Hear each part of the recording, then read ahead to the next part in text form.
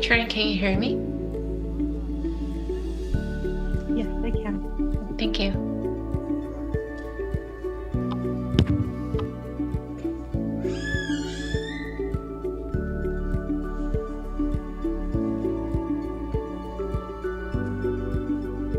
Recording in progress.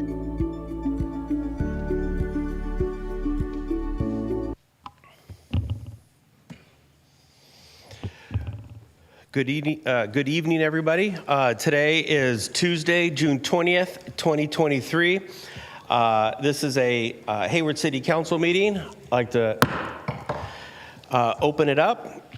And I first like to call upon Councilmember Goldstein to do the Pledge of Allegiance. Please rise and face the flag. I pledge allegiance to the flag of the United States of America and to the republic for which it stands, one nation, under God, indivisible, with liberty and justice for all. Thank you. Before we call roll, I just wanted to acknowledge that Councilmember Roach is with us by way of virtual online. She is not feeling well this evening, so to protect all of us, she is at home, but she is participating in tonight's meeting. Madam City Clerk, can you take the roll? Yes, Mayor. Good evening. Thank you. This is also for the Hayward Public Finance Authority Board.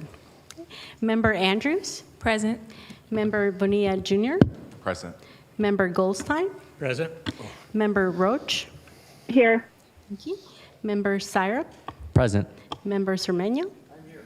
Mayor and Chair Salinas. Present. Thank you. Thank you. Mr. City Attorney, can you give us a closed session announcement, please? Greetings, Mayor and Council. There are two reports tonight. The Council met in closed session on June 13th, pursuant to posted notice in the Brown Act. With all members present and no public speakers, the Council discussed compensation of the three appointed officers, the City Clerk, City Manager, and City Attorney. The Council took no reportable action. Secondly, the Council met this evening at 5:30, pursuant to posted notice in the Brown Act, with all members present and no public speakers, although Councilmember Goldstein arrived a few minutes late. The Council discussed the following matters. A, anticipated litigation. The Council discussed one matter and took no reportable action. Under property transactions, the Council discussed three matters. One, the former California Air National Guard site at the Hayward Executive Airport, and the former SkyWest Golf Course, which is under the jurisdiction and control of the Executive Airport. Council gave direction to staff, but otherwise took no reportable action. Next, the Council discussed property transactions regarding a lot at the Cannery Development on B Street. See the assessor parcel number on the posted agenda. The Council gave direction to staff, but otherwise took no reportable action. And finally, the Council discussed property transactions regarding the Russell City Distillery located at 22549 Foothill Boulevard. The Council gave direction to staff, but otherwise took no reportable action. And the closed session adjourned at 6:42 p.m. Thank you, City Attorney. Next, before I get started, I just wanted to say, the Juneteenth event that we had last Thursday was a fantastic event. It was sort of the beginning of our street party season. And I, without, disparaging all the other booths that were there and groups that were there, the one group that I want to acknowledge is the Delta Sigma Theta sorority. And the only reason why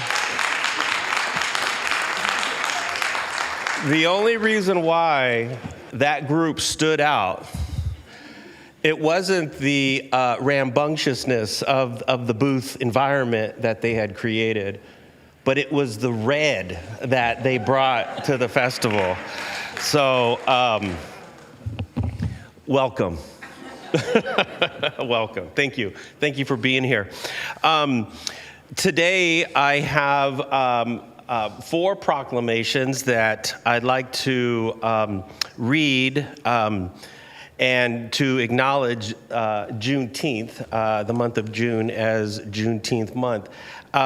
But before I do that, what I'd like to do is a couple things. One, I'd like representatives of the 4 groups that are here to come up, and I'm going to have you hold the proclamation. So can Mr. Robert Ewing from the NAACP South County come up? Sir, thank you.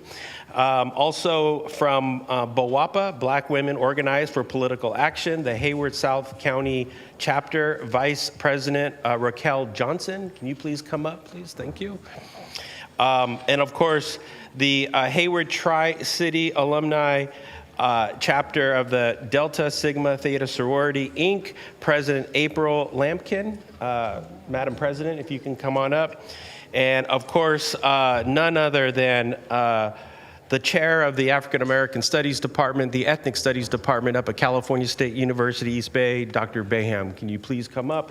And then why don't you come on up, each grab a proclamation. You can hold these in your hand, and we will come down there and take a picture with everybody. But I wanted you to hold these as I read this. Well, actually, I am not going to read this. I am going to put her on blast, and I'm going to have our Mayor Pro Tem read the proclamation, and then what we'll do, if the council wouldn't mind, we can all go down there and we'll take a picture with the group. Okay? Okay, Madam Vice Mayor. Thank you, Mayor. And it is my honor to read this proclamation. City of Hayward proclamation. Whereas we look back on this day in 1865, when Union troops announced the end of the Civil War and the atrocities of slavery, the enslaved people who were captured in Texas were the last to be informed of their emancipation. This fact was already known in other states of the Union, as well as in their homeland of Africa, ruled by kings and queens. The Emancipation Proclamation was signed on January 1st, 1863, declaring that the captured enslaved people in the Confederate territory were to be set free. Unfortunately, news about the signing of the Emancipation Proclamation was delayed by 2.5 years to June 19, 1865. And whereas June 19th has a special meaning to African Americans and is called Juneteenth by simply combining the words June and 19th, and has been celebrated by the African American community as well as others in the United States for over 155 years. And whereas the African American community continues to advocate against systemic racism that continues to permeate the fabric of America. The City of Hayward will use this day as a reminder that no human being is truly free until everyone is free. And the City of Hayward will actively institute programs and policies that ensure equity and inclusion of African Americans in all sectors of society in Hayward. And whereas, be it resolved that the City Council, comprised of Mayor Mark Salinas, Mayor Pro Tem Angela Andrews, and council members Francisco Zermano, Julie Roche, George Syrup, Daniel Goldstein, and Ray Bonilla Jr., do hereby declare that we do not support the injustices perpetuated against people of African descent.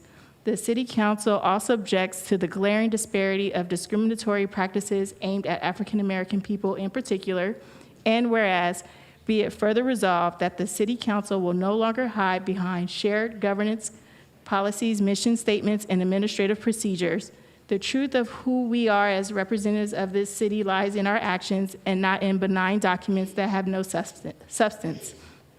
And as a wise person once said, you can do better when you know better. Now that we know, we can all work collectively to endorse and effect real change. Now, therefore, I, Mayor Mark Salinas, Mayor, City of Hayward, on behalf of the Hayward City Council, do hereby proclaim June 19th as Juneteenth National Freedom Day, a day of observance in the city of Hayward, California, and urge all community members to become more aware of the significance of this important celebration in Black history.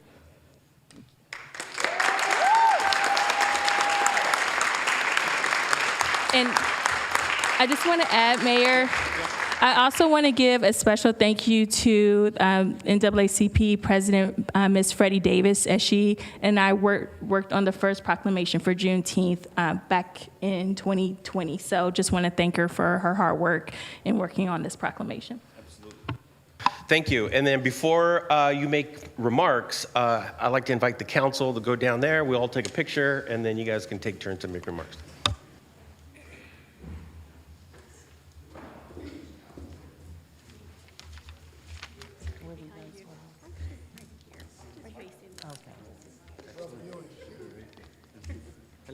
How are you? Good. Beso, beso. Hello, how are you? I'm Thank doing you well. so much. Absolutely, absolutely.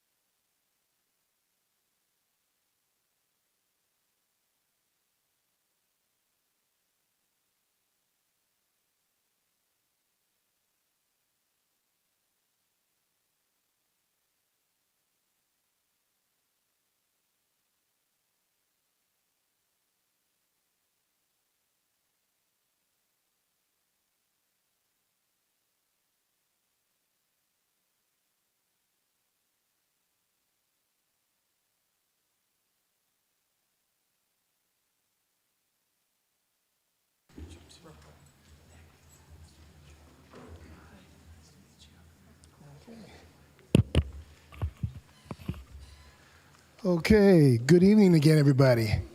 On behalf of NAACP of Hayward, and especially, as Ms. Andrews mentioned, Freddie Davis, our great leader, this means a lot to us as Afro-Americans and as citizens of the United States to recognize especially June 19th and some other programs that the City Council and Hayward has been supportive of. So again, thank you very much, and keep up the good work.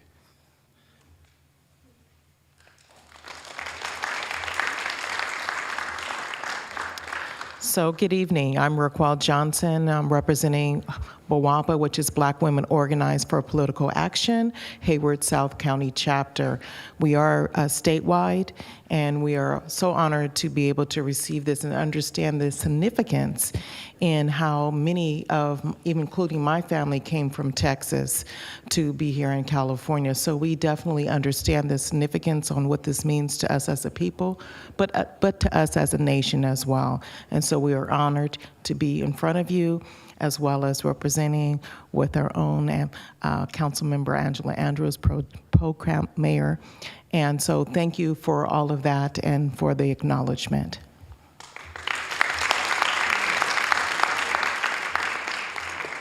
I want to thank you all very much. Ray, it's good to know that you were once my student way back in the day. After 23 years of service at Eastby, I feel like I've taught just about everybody in Hayward, actually. But I deeply appreciate this. You guys nailed it.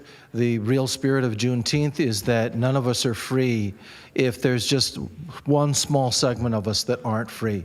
And to that end, too, I say, you know, the fight continues for us in dealing with political prisoners, mass incarceration, police violence, things like that. We are still struggling to be free. It's still a journey that we're on. And this is also very special to me because my mother was from Galveston, Texas, too. So a part of this history is in my DNA and in my my lineage. Thank you deeply for this. This means a lot, and I know that this is more than just words because I know the hearts of all of you, especially that man there in the middle who I've known for years and I love deeply. Thank you very much.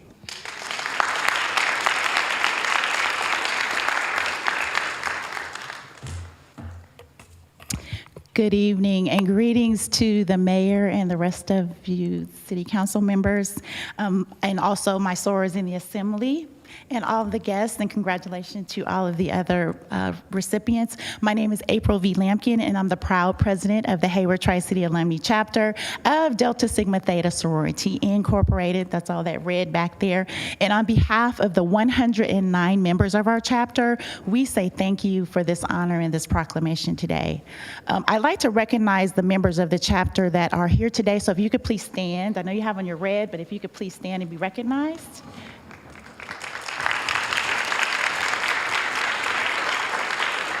We always take this opportunity to just let everyone know about our organization and what we stand for.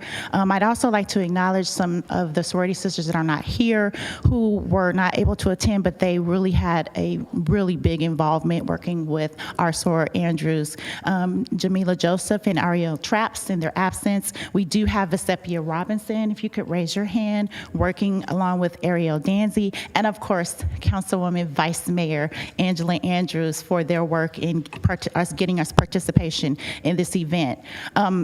Juneteenth is an opportunity for all of us to come together, and I really love the verbiage that you've used here because you were all in my speech, so I won't have to say all that because you already did. But I just wanted to let you know that on a personal note, this is very special because I'm a product of Hayward. I've lived in Hayward. All my kids went to Hayward. In fact, I had them at Hayward Kaiser. They went to East Avenue. They went to Bret Hart. They went to Hayward High. They graduated. They went to Chabot. I mean, so we have been established here. So this is very special to me. Delta Sigma Theta was founded on January 13th, 1913 by 22 college women at Howard University. And we were established to promote excellence, academic excellence, provide assistance to those in need.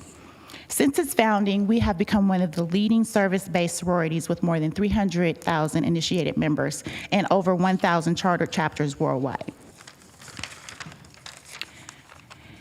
Our chapter, Hayward Tri-City Alumni Chapter, was chartered on March 2nd, 1990 by 20 visionary Deltas, and we serve the needs of our cities in the southern Alameda County of the Bay Area in Northern California, as well as Newark, Union City, and southern Alameda County. While striving to address our legislative priorities, our region is in support of crucial issues such as healthy food access disparities, reparations, and reproductive health.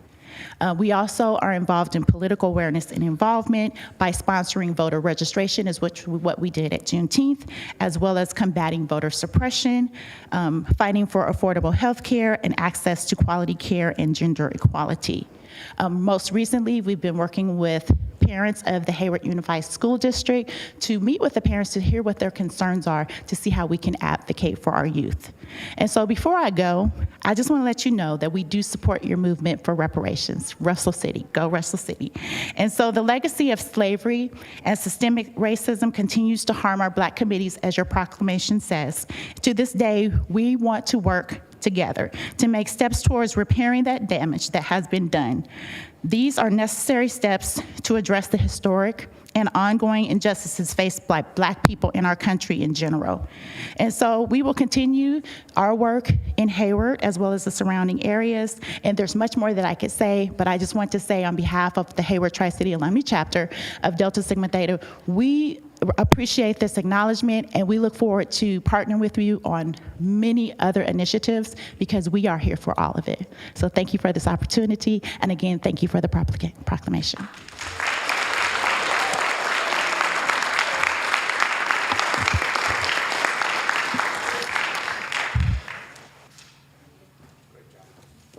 Thank you. Well, thank you very much. Let's give everyone another big round of applause. Yeah, absolutely.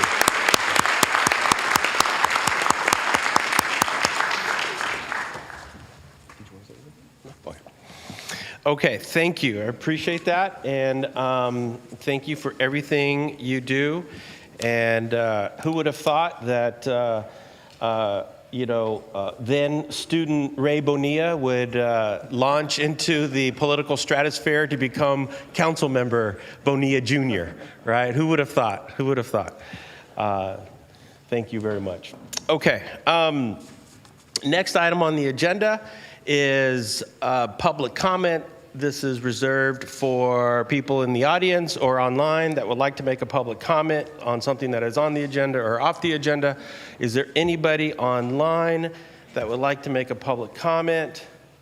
I don't see anybody online that would like to make a public. Oh, I do see somebody who wants. I don't see them anymore. Or I do see them back. Okay. Ro Aguilar, go ahead.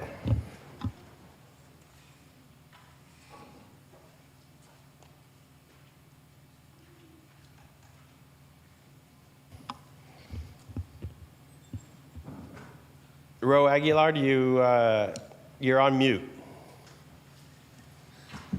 Okay, I would like to make a comment on the consent calendar items during consent item approval on project reclamation, if that's going to be pulled by anyone, or if not.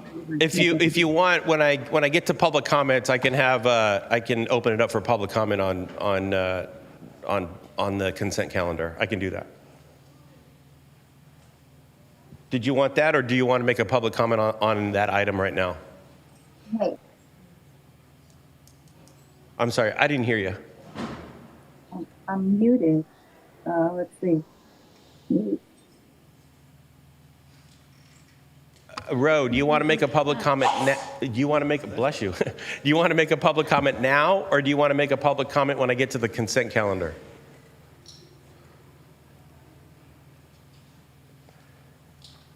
Mayor Salinas, I believe Ms. Aguilar is muted because she wants to come back. And Oh, okay. Yes. I was just gonna. Okay, good. So, is there anybody in the audience that'd like to make a public comment? Seeing none, I'd like to close public comments and move on to city manager's comments. Thank you, Mayor and Council. Just one note I wanted to highlight that was included in a Stack Extra article over the weekend. Low-income Hayward residents who may be facing eviction from their homes have access to legal assistance from advocates at Centro Legal de la Raza under a new agreement between the Oakland-based nonprofit organization and the City of Hayward. This agreement to provide legal assistance for low-income tenants was approved by the City Council following the expiration of the Alameda County COVID-19 temporary eviction moratorium on April 29th, and the contract to provide services between Centro Legal and the City Housing Division was finalized last week.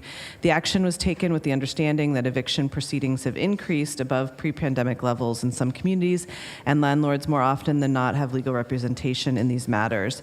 Tenants at risk of eviction or with other general questions about their rights as tenants are encouraged to first visit the Alameda County Housing Secure website. That is www.achousingsecure.org/tenant. And Hayward tenants who have received an eviction summons or notice are encouraged to contact Centro Legal immediately at 510-437-1554 or tenants with an S, rights at centrolegal.org. Thank you. Thank you. So I'd like to close city manager's comments and move on to our action items. Our first action item is the Hayward Youth Commission. Hayward Youth Commission adopt a resolution confirming the appointment and reappointment of Hayward Youth Commissioners, Hayward Youth Commission members. And this report will be kicked off by City Clerk Lenz. And what I'd like to do is I'd like to forego staff report and go straight to any questions from any members here on the dais. Seeing none, I'd like to close the question period, open it up for public comment. Is there anybody who would like to make a public comment on this item? Seeing none, I'd like to close public comment, come back to the dais, ask for a motion, and then we'll go to the swearing in. And do we have a motion? Moved by Councilmember Bonilla, seconded by Councilmember Goldstein. Councilmember Bonilla, go ahead and make a comment. Thank you, Mayor. I had the pleasure of being a part of the interview panel to interview 49 eligible applicants for the Youth Commission on June 1st. I just wanted to say we were all very impressed with the youth and what they were bringing to the table, really their perspectives and what it is they're going to offer to continue to shape the future of Hayward. These interviews were very impressive. Everyone that showed up was very prepared. And it's great to see so many young people in our community who are dedicated to service and making their community better. Those that are going to be sworn in tonight are really those that are future leaders of Hayward. And I know that firsthand because I had the pleasure of being sworn in May of 2003. So 20 years ago, I was sitting in your guys' shoes being sworn in to represent Tennyson High School. I was very inspired by how thoughtful everyone responded to the questions and by some of the issues that were brought up by the youth in these interviews. One of the questions that we had asked was, what were the biggest issues facing Hayward youth? And the answers that we got back were pretty profound. They included issues around social media addiction and the impact that that has on self-esteem and the increase in cyberbullying that that's creating. Access to healthy and nutritious food and meals was something that's an issue that's facing our youth. Mental health, including depression and anxiety, tobacco and drug use in schools, the lack of advanced placement courses and after-school activities, and violence in schools, including the fear of mass shootings and other acts of violence within our campuses in Hayward. These are big issues that the Youth Commission is going to be tackling. These are issues that are important to us today, and they're probably more important than ever before. So to see these young leaders coming together, the 21 that are going to be appointed today as either voting members or alternate members, and the 6 that are being reappointed, it is with a lot of honor and with a lot of excitement that we welcome you to the Youth Commission. For those 21 that are going to be joining us, and for the 6 that are rejoining, we're very excited to have you back. The future of Hayward is bright with young folks like you at the helm of this Youth Commission. So welcome aboard, and we couldn't be more pleased to be going into the swearing-in ceremony. And it's with no further ado that I make the motion to adopt the resolution confirming the appointment of the Hayward Youth Commission 10 voting members, 11 alternate members, and the reappointment of 6 continuing members. Thank you, Mayor. Thank you. Moved by Councilmember Bonilla, seconded by Councilmember Goldstein. And I just wanted to say, you're getting a lot of play tonight, Councilmember Bonilla. First, a former student of Professor Bayham, and then, starting off as a youth commissioner 78 years ago? No, 20 years ago. And now a sitting council member. And man, tonight you're just flexing all night, huh? Madam City Clerk, can you please take the roll? Yes, thank you very much, Mayor and council members. Councilmember Andrews. Aye, and thank you for your service. Thank you. Councilmember Bonilla Jr. Absolutely, and welcome aboard. Thank you. Councilmember Goldstein. Aye, and thank you. Councilmember Roach. Aye, and congratulations, everyone. Thank you. Councilmember Syra. Aye, and I'm looking forward to working with you all. Councilmember Cermeño. Sí, y gracias. Mayor Salinas. Absolutely, yes. Thank you. And it looks like it unanimously passes. Congratulations to all of you.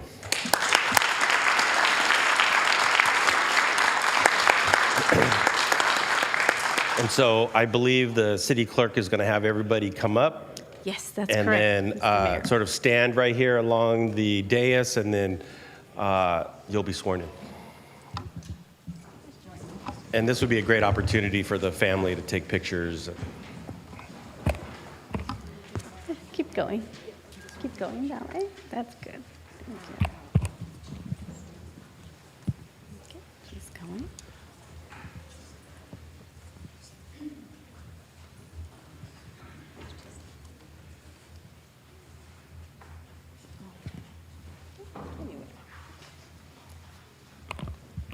All right.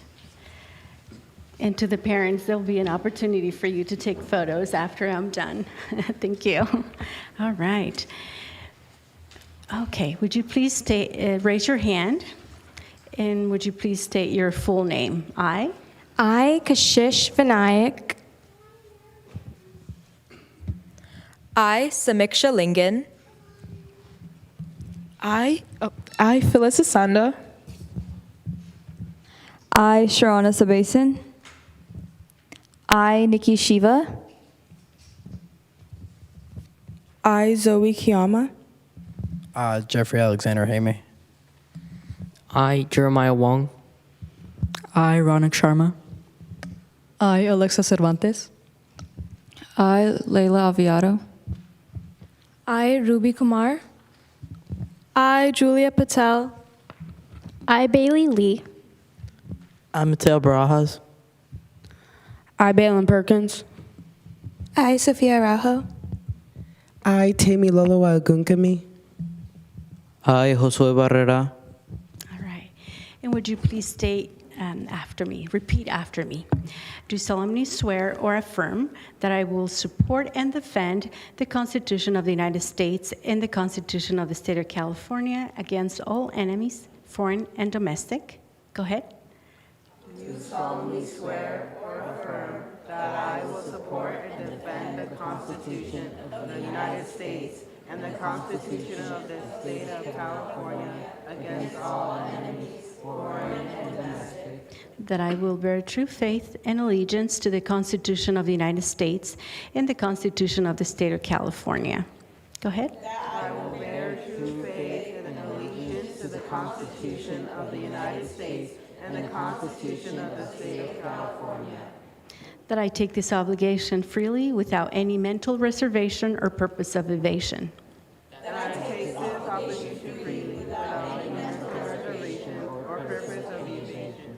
And that I will well and faithfully discharge the duties upon which I'm about to enter. And that I will well and faithfully discharge the duties upon which I am about to enter. Thank you. You may lower your hands. Congratulations. On behalf of the city, welcome to the Youth Commission. And don't leave just yet, because I promised the parents that this would be a good picture opportunity. So please go ahead.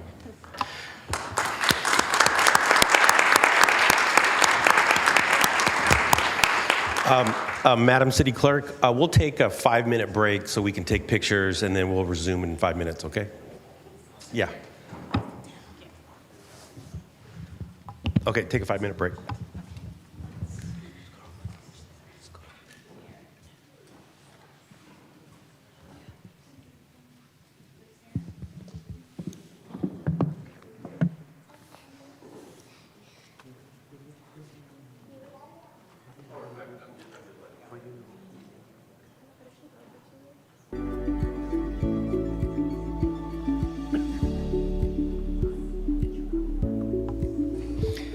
And I believe, if my history is correct, I believe we have 2 generations of youth commissioners. We have Crystal Araujo and her daughter, right? Oh, CSC. Okay, my bad. Well, still, you were a commissioner.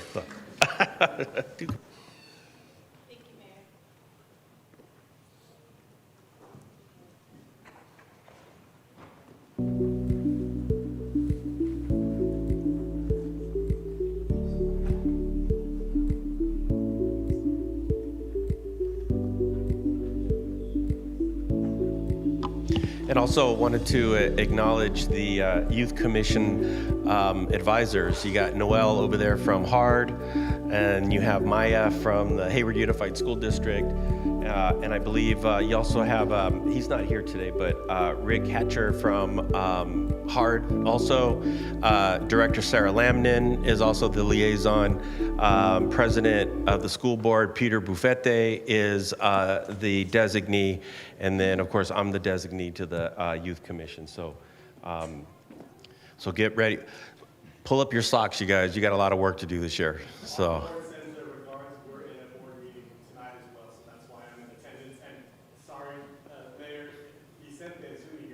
Yes. Representative, but he's under the weather, so I'm the fill-in. But here to provide support to the youth. Yes. Well said, Councilmember Bonilla as well. Yeah, absolutely. And I just wanted to take a moment to thank our city clerk, Miriam Lenz, who helped organize the entire Youth Commission process. So could everyone please give our city clerk a round of applause? Is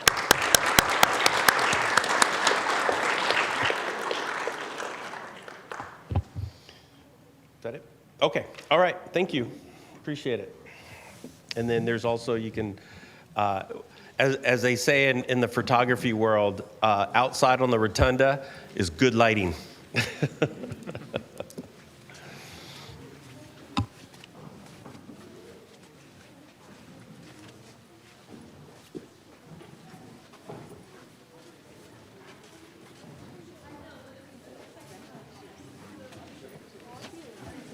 Thank you so much. Okay.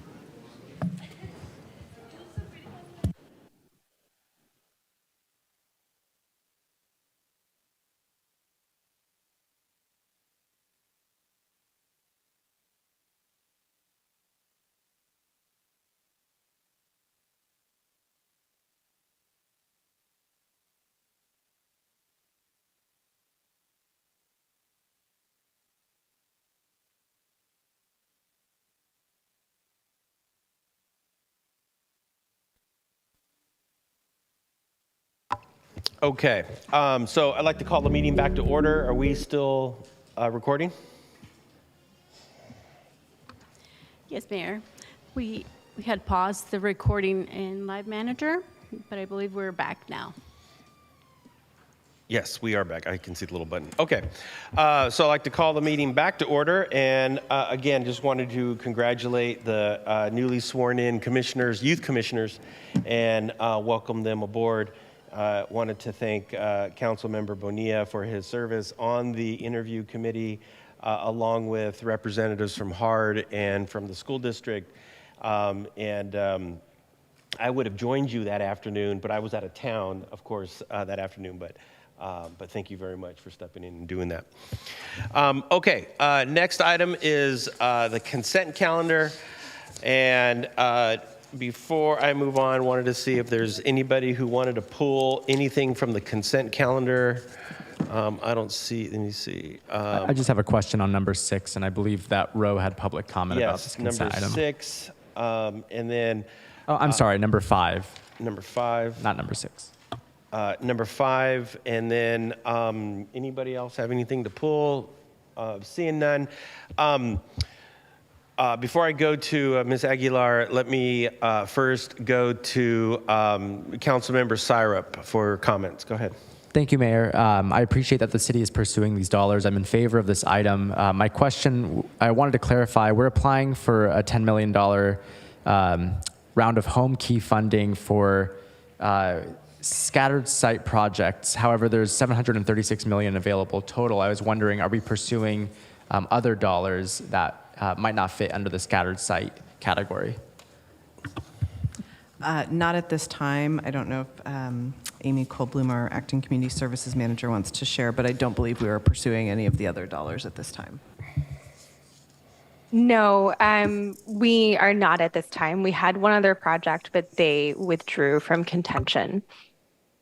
And then just a quick follow-up, are we putting together any project proposals for future home key applications beyond this one in the coming year?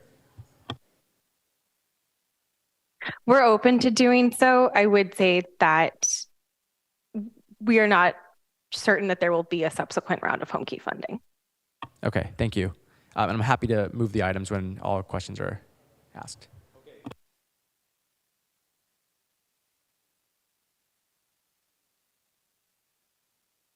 Ms. Aguilar, I apologize.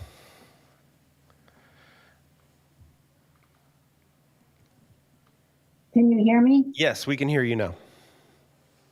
So I do want to give my congratulations to the council and staff for applying for $10 million for project reclamation in cooperation with Livermore Union City and Piedmont. I support this effort to apply for as many funding categories as available to support the city's strategic priorities. Each approach has its pros and cons, so it's critical. And I'm very disappointed to hear that the city is not continuing to apply for the $736 million round 3 home key funding for other categories. I urge the council given current circumstances, to aggressively seek additional funds for the acquisition and or leasing of more hotels, motels.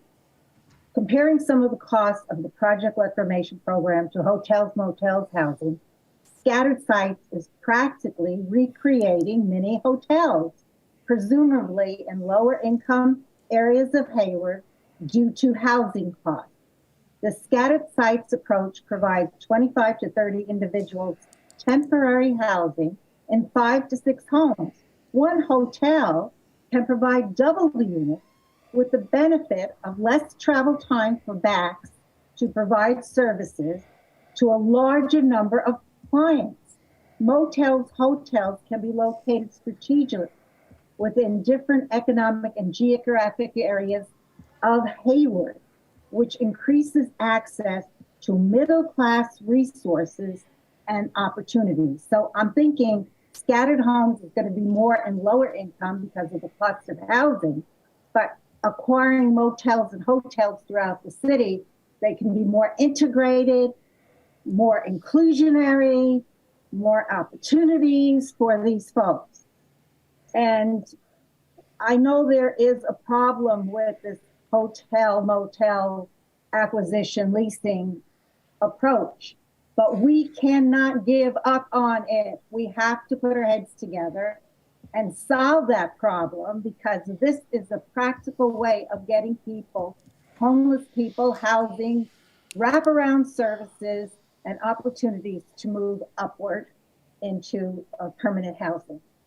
So I hope to speak more on this topic at the next Homeless Housing Task Force meeting, but I can't believe that council members are satisfied that the city is not applying for additional funds from this home key funding. Thank you. Okay, thank you. So I'd like to close public comment, open up public any question or public comment from the audience. Seeing none, close public comment, come back up to the dais, and I believe Councilmember Syrup has made a motion.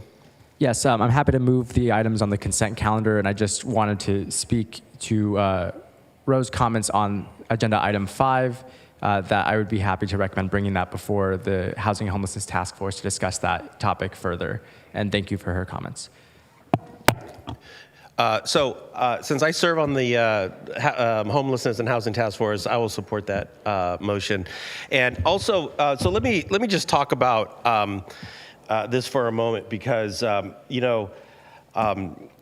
Ms. Aguilar, I appreciate your comments, and I also appreciate your consistent and persistent advocacy on this issue. And as I was listening to you talk, I don't think any of us up here are satisfied with any minimum amount of work that's being done on this issue. That's the first thing. The second thing is this, I sit, there's 14 cities in Alameda County, and once a month, all 14 mayors meet. And I am the designee to the Housing and Homelessness Task Force amongst the mayors of the Alameda County Mayor's Conference. There's a handful of us that are on this committee, and our task in this committee is one thing and one thing only, and that is to solve homelessness along the 880 corridor. That's our task. And this past meeting of the Alameda County Mayor's Conference, we had staff. We had the staff for the task force, which our city manager is a part of that committee, along with the cities of Berkeley, Oakland, Albany,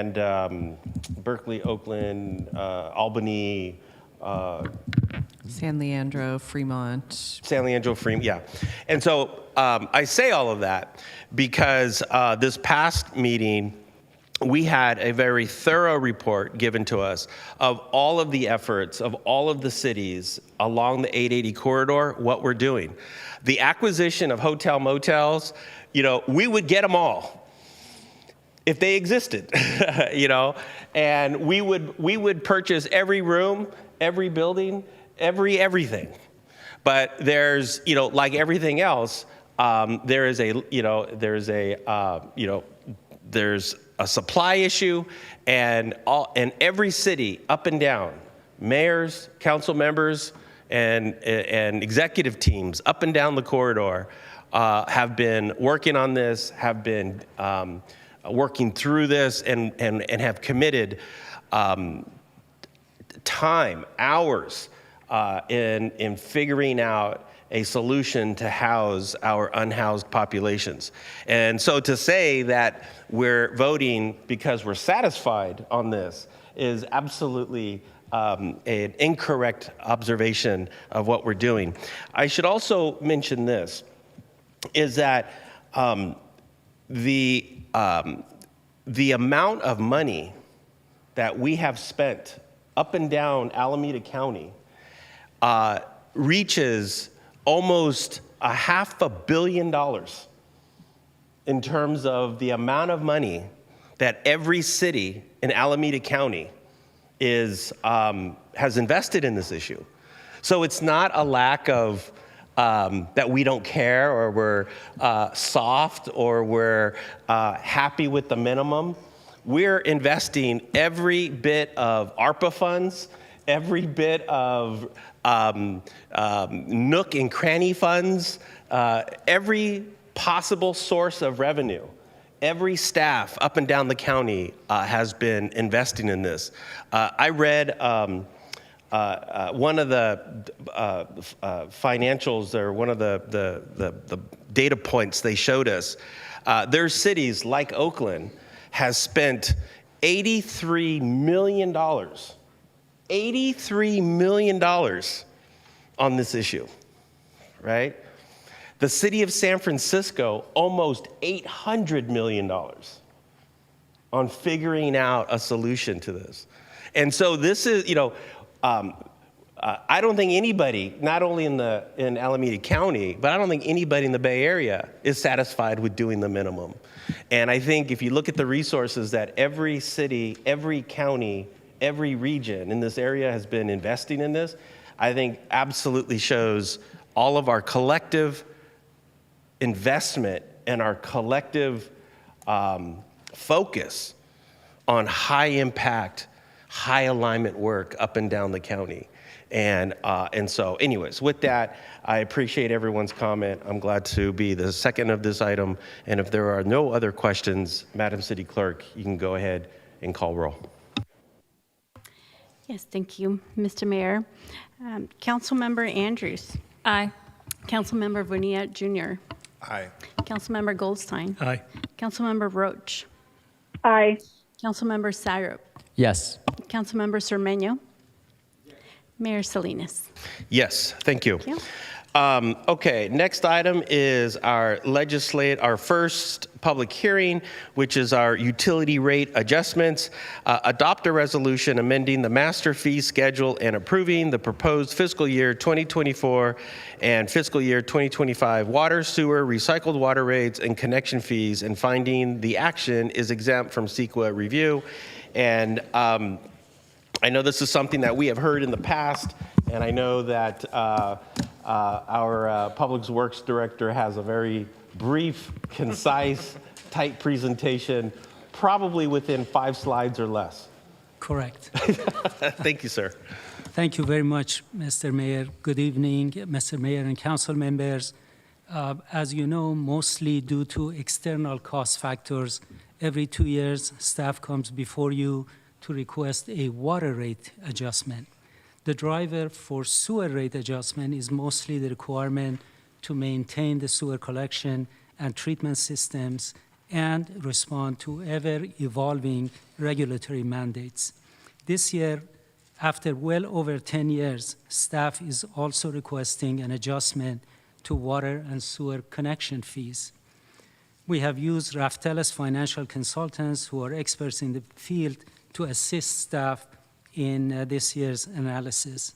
Staff discussed the financials and recommendations, as you mentioned, before council in a work session in April and received your comments. This evening is the public hearing event and council's consideration of the rate changes.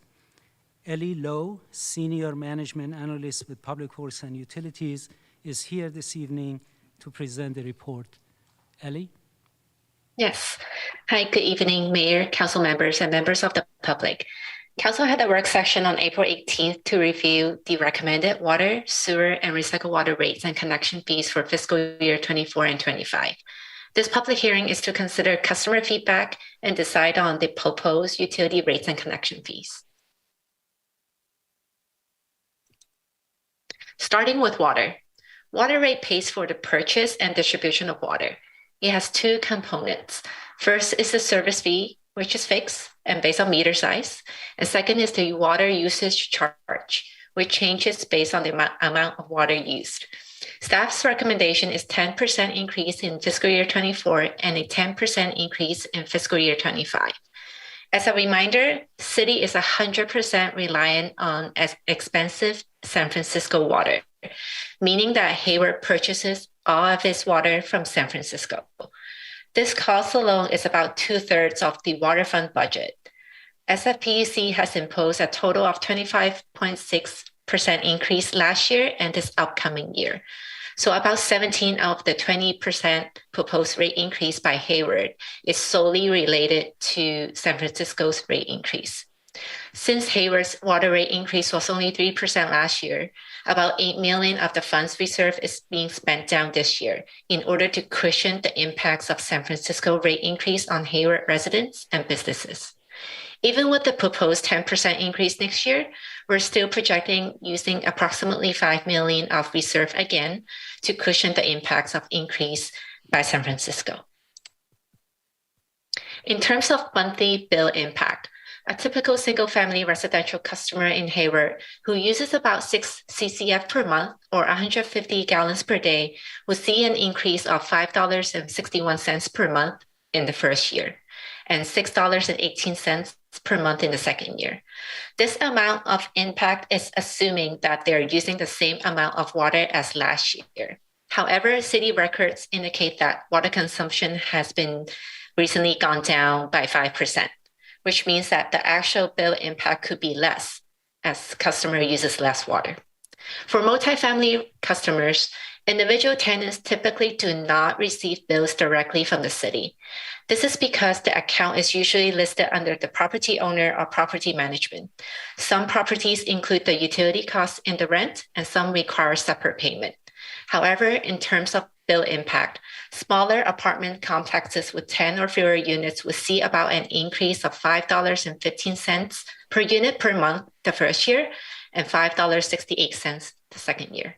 Larger complexes with 50-plus apartment units will see about $6.91 more per unit per month in the first year and $7.61 more in the second year. The bill impact for commercial and industrial businesses varies by the type of business and their operations. And here are the bill examples for a small restaurant in downtown Hayward, a medium-sized fast food chain, and a large industrial food manufacturer business. As a reminder, the utility bill that a typical customer receives every other month includes 3 types of charges: water charge, sewer charge, as well as the excise tax that is not utility but general fund related. They're all combined into one single bill. With the proposed rates, the actual cost of water will still be very affordable. A load of laundry will cost 21 cents, taking an 8-minute shower will cost 16 cents, flushing down the toilet will cost 2 cents, and 1 gallon of high-quality, Hatch-Hatchy San Francisco drinking water that we bring to your tap to residents' home is going to cost a penny. Now switching over to sewer rates. Residential sewer has 3 tiers. The economy rate is half of the standard rate, and the lifeline rate is a quarter of the standard rate. These are automatically applied when customer uses less water, and customers do not need to apply for it. Among other neighboring agencies, Hayward is unique in offering these tier rates. As for non-residential customers, the rate is based on consumption of water and the strength of their wastewater. As mentioned during the work session, staff is recommending 7% increases in 2024 and 2025 to meet the revenue and reserve requirements. With the proposed 7% increase, a typical single-family customer would see an increase of $2.71 per month in the first year and $2.90 per month in the second year. Other types of customers would see a similar 7% increase each year. And for non-residential customer, they would also see an average of 7% increase. Moving on to recycled water rates. Similar to water, it has two components, the fixed service fees and the recycled water usage charge. Recycled water rate was last adopted 4 years ago. Staff's recommendation is to increase by 35% in 2024 and 10% in 2025. Even with this increase, recycled water customer would still be paying up to 40% less compared to drinking water costs for irrigation. Switching over to connection fees. Connection fees are one-time charges that new development pays to connect to any one of Hayward's utility systems.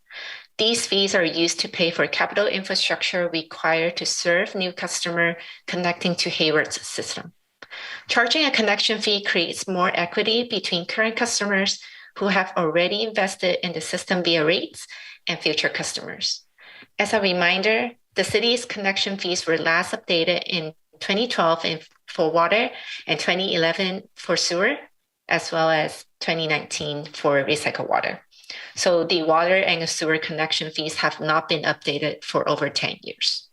While the connection fee study has calculated higher increases for all three systems, 23% for water, 102% for sewer, and 425% for recycled water, staff actually recommends a lower percentage increase for each of the fees to minimize customer impacts and to allow for a phasing of fees over time. The proposed water facilities fee and the recycled water connection fee will result in an overall 10% increase, and the proposed sewer connection fee will result in an overall 25% increase. In terms of public outreach, based on the comments from council, over 63,000 notices of the proposed rate adjustments were distributed on May 5th to property owners, which is a legal requirement, and also to tenants and bill payer of record, which is legally not required, but we sent a notice in the interest of full disclosure and transparency. We also published these rates in the newspapers twice. As of close of business yesterday, we have received a total of 30 protest letters from both property owners and others. For protest letters that cited any financial hardship, staff has followed up with information and an application of the low-income discount for water service charge. Protest letters can be accepted until the end of the public hearing this evening. If we receive more protest letters, City Clerk will announce the total at the end of the public hearing.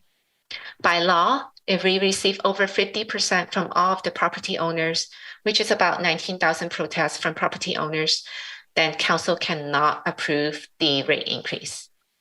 As for connection fees, in addition to sending a notice to developers, Building Industry Association, and Chamber of Commerce, staff have also presented to the Chamber of Commerce Government Relations Council at their meeting on June 2nd and responded to their questions.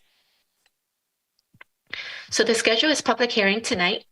If the rates are approved, then the new rate information will be communicated to ratepayers via bill insert. The new rates will be effective October 1st, 2023 and October 1st, 2024. If council adopts the connection fees, staff will notify any planning or building applicants who may be impacted. If adopted, connection fees will be effective September 1st, 2023. This concludes the presentation. This is a public hearing. So first, we will answer council's questions, then open public hearing and public comments, followed by council discussion and action. Staff's recommendation is that council adopts the resolutions amending the master fee schedule and approving the proposed water, sewer, and recycled water rates and connection fees, and finding the action is exempt from CEQA review. Staff, as well as our consultant at Reftelis, who conducted the rate and connection fee studies, are online and available to answer any questions. Thank you. Thank you very much. I appreciate that. Mr. O'Mary, thank you very much. I'd like to now turn to council, see if council has any questions. I have Councilmember Syrup. Thank you, Mayor, and thank you for the presentation. I think Public Works' visual template is my favorite of all the city presentation templates, so I always enjoy seeing them. I really appreciated the thoroughness of this report. Director Mary, I appreciate you addressing a lot of the questions that I brought up during the work session. I was just curious, I really was happy to see the attachment of our largest water users by customer class. I know that we can't get into specifics about how much water each individual customer uses, but I was curious, by customer class, do we know what those percentages are? So what percentage of our water use is residential, what percent is commercial and industrial, and what percent is institutional? I would say that about 80% of our usage is for residential use, including single family and multifamily, and the rest is divided between institutional and industrial commercial. So you said 80% for residential? Correct. And then roughly, what do you think it is between commercial and institutional? I would say commercial is a little bit more than institutional. Okay. Got it. Thank you. Sure. And then I may have asked this question last time, but are we worried that increasing recycled water costs will disincentivize folks from purchasing it, or do we have too many folks that want it now and so we can afford to up how much we're charging? So when we wanted to incentivize the use of recycled water at the very beginning, we put the rates very, very low. So even with the increase that we are proposing tonight, the rates are going to be well below that of drinking water. So businesses would love to substitute this water for irrigation rather than using drinking water. Our ultimate goal is to purify this water even further and use it for industrial commercial uses. Great, thank you. Thank you, Mayor. You're welcome. Okay, Councilmember Bonilla. Thank you, Mayor, and thank you for the report. Just a few quick questions. As it relates to the low-income bi-monthly service fee and the program, the discount program we have there, can you just chat a little bit about what that discount program is and how much discount our residents that are low income are receiving, or how the rates are determined for people in that program? So we have a listing of qualified residents, and based on that list, there is a substantial discount to the fixed service cost for those residents. What is that discount, I guess is my question. Is it like 50%, 80%? It's more than that. It's more than that. Ellie, I don't know if you have the exact number. But yeah, let me just calculate real quick. It's about 30. So the low income rate would be about 30% of the 35% of the standard rate. 65%. Depends. Yeah. Also depends on the meter size, but typically by meter size, it's a 30%, 35% of that standard rate. Oh, got it. That's significant. And then when I was looking at these calculated rates that came out of the study on the rate and connection fees, you know, the 23%, 102%, and 425% increases respectively, those just seem really high, and I'm glad that we're not going with those numbers. But how was that calculation determined? Kevin from Raftelis is here, and he can answer the question. But basically, there are formulas for calculating that. Depends on how much money we have recently spent on upgrading our system and how much we are planning to spend to expand the system so new customers can connect to the system. Those go into the calculations. One of the reasons that you see that our rates are, require so much increase is because even last time, 10 years ago, when we changed the rates, we didn't set them at high enough place, because it is not only the calculations that can decide where the rates will have to go, but balancing that with economic development and not discouraging businesses from coming to Hayward and so on. Actually, I have to tell you that when I went before the Chamber of Commerce Government Relations Council, they were actually asking that shouldn't we increase the connection fees a little bit higher now, if the recommendations are for a higher increase. But my recommendation is that at this time, what we are recommending, 10% for water and recycled water, and 23% for sewer is appropriate. It keeps us competitive with other agencies, and we gradually, over the years, can take a look and see where we need to be. Thank you. And then my final question is, with the increases going in 2 years from now, so I understand how they're being phased in, is that going to get us to, I guess, a point of parity in which we're not going to need to use general fund reserves to fund? So this enterprises water have a financial firewall between the enterprise and general fund. We do not use a penny of general fund monies. What they reference to reserves were reserves in the water enterprise or in the sewer enterprise. And we are very, very careful with that too. Part of that reserve is to make sure that rates are cushioned so that we are using, per council direction, those reserves appropriately to not have to increase, for instance, the water rates by 20% or something like that in 1 year. We are gradually doing that.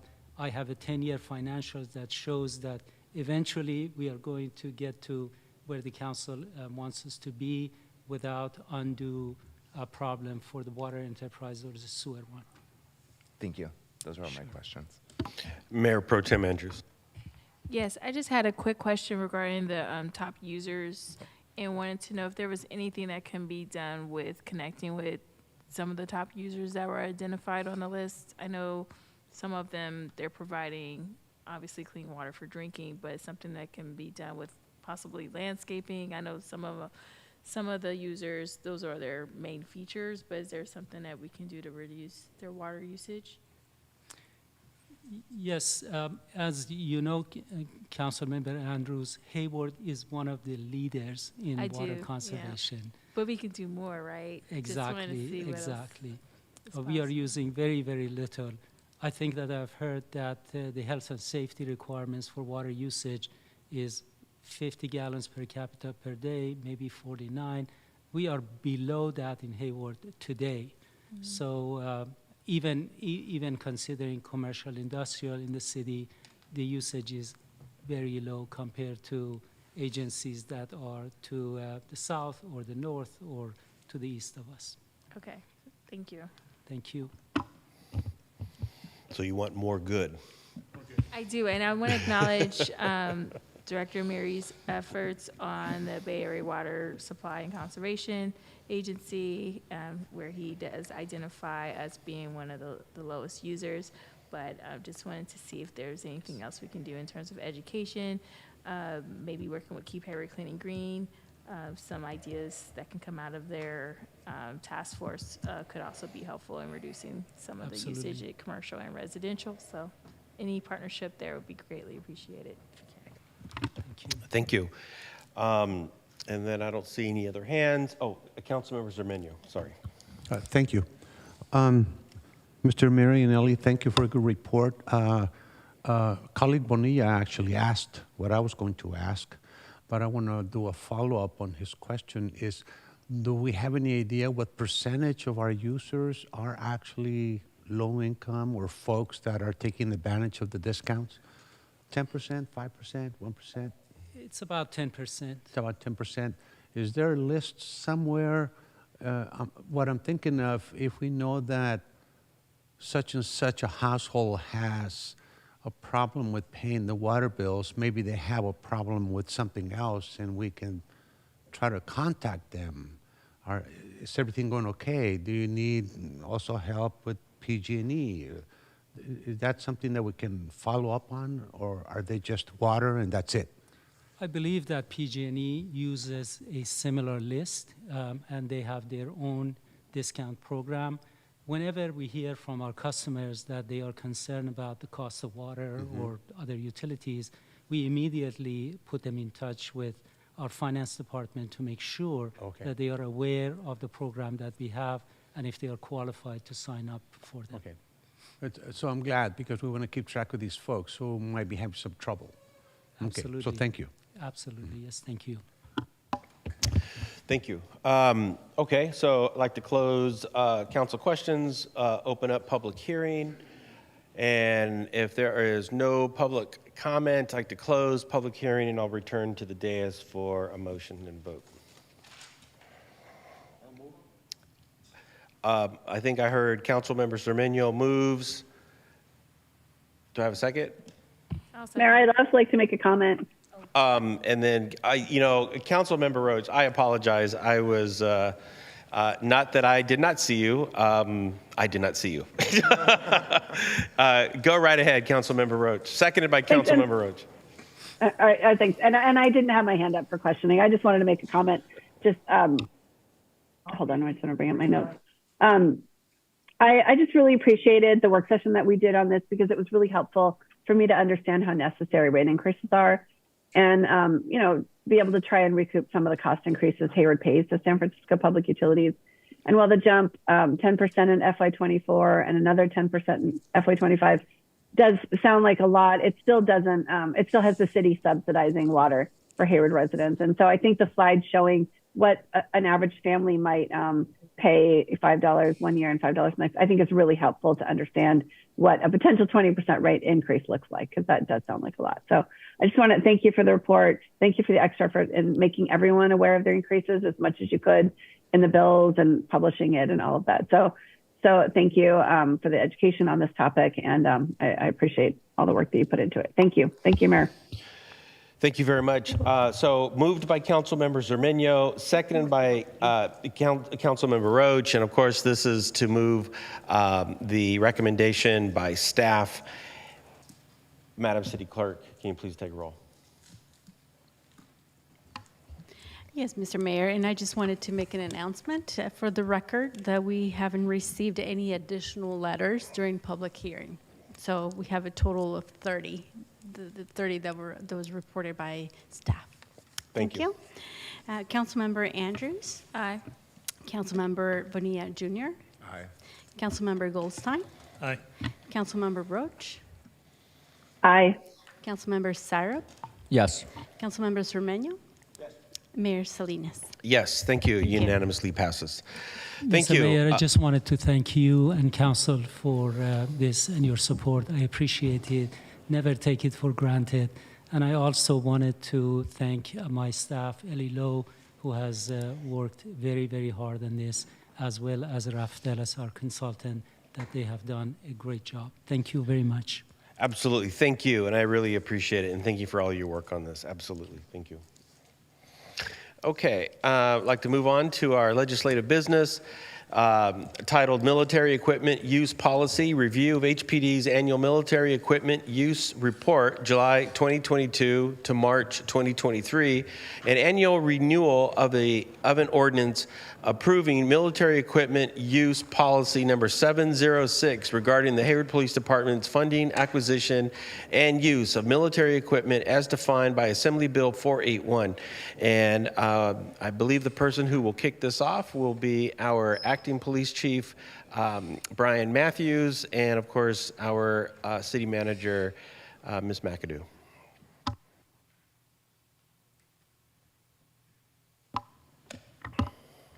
All right, good evening, Mayor and Council. Thank you for the opportunity to present tonight.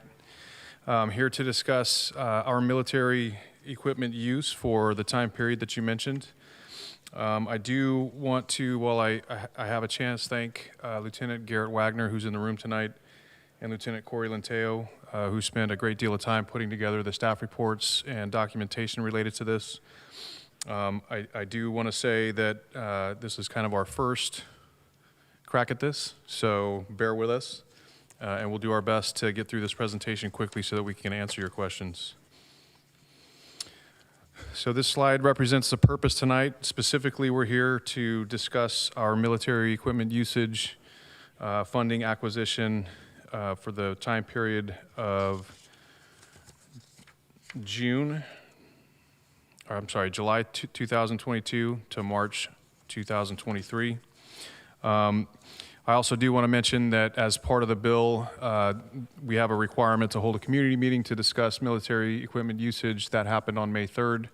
We held a virtual community meeting from 7 p.m. to 8 p.m., and that is available on our AB 481 page on our website. So for the public who's interested in watching that.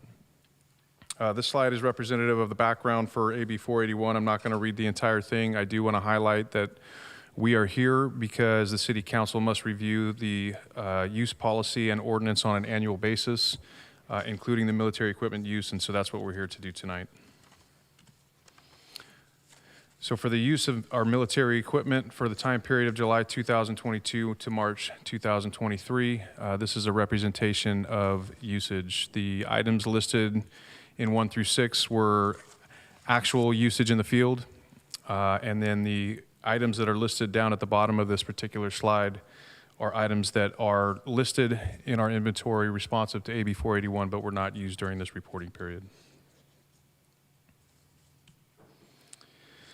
The next slide reflects the cost of the associated military equipment for that time period, the same time period. In terms of acquisition, there was very little there. The middle column that you'll see, training, and you'll see a series of zeros listed there. We did not break that out individually by each piece of equipment. What we did is we totaled the personnel costs related to training in a line item down below the chart that you'll see there, and that is for a combination of training and for special response unit callouts in the field. And then on the far column, you'll see the cost of maintenance for that particular time period.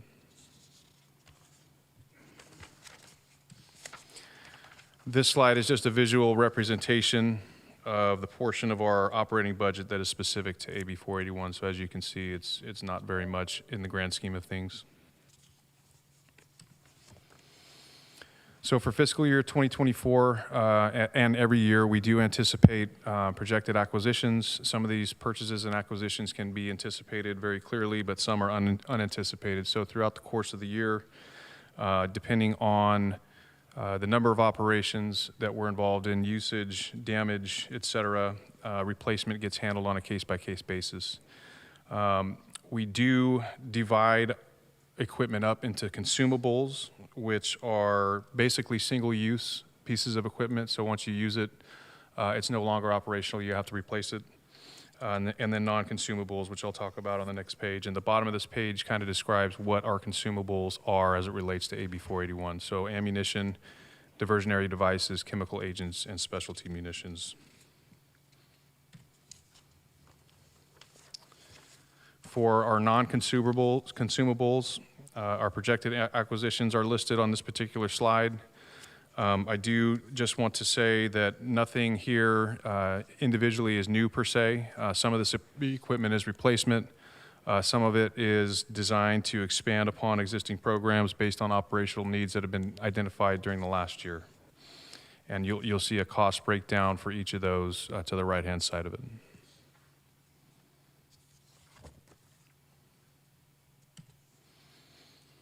And then finally, I want to talk about the Federal 1033 program. This is the Law Enforcement Support Office program, which is administered by the California Office of Emergency Services, which allows for local agencies, including the Hayward Police Department, to acquire equipment purchased by the Department of Defense.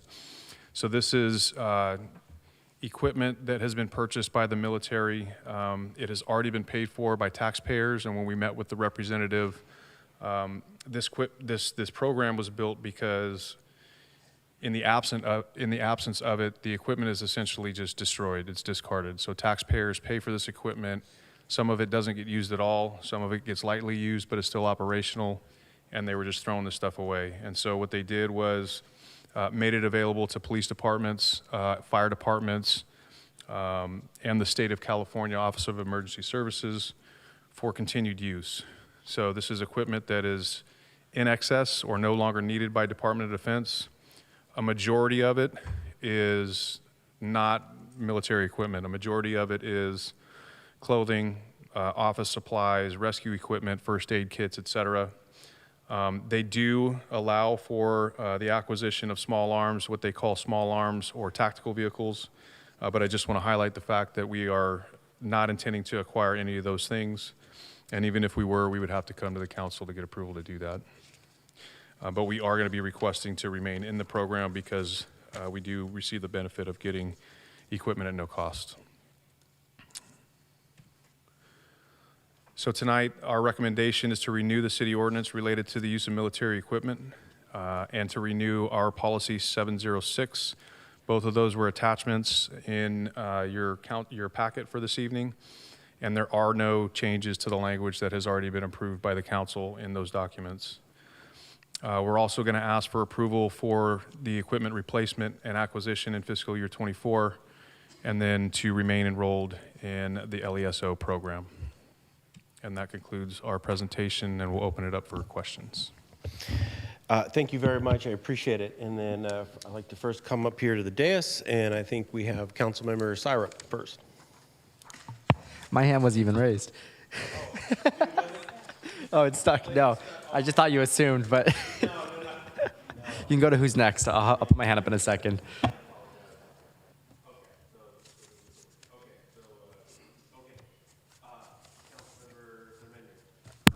Thank you.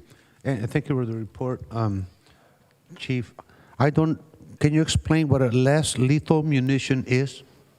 Yes, when used appropriately, it's a munition that is designed to temporarily incapacitate without causing death or great bodily injury. So an example would be a beanbag shotgun, 40 millimeter sponge round, an ECD, or what we refer to as a taser. Those are examples of a less lethal. Okay. I learned something new. Thank you.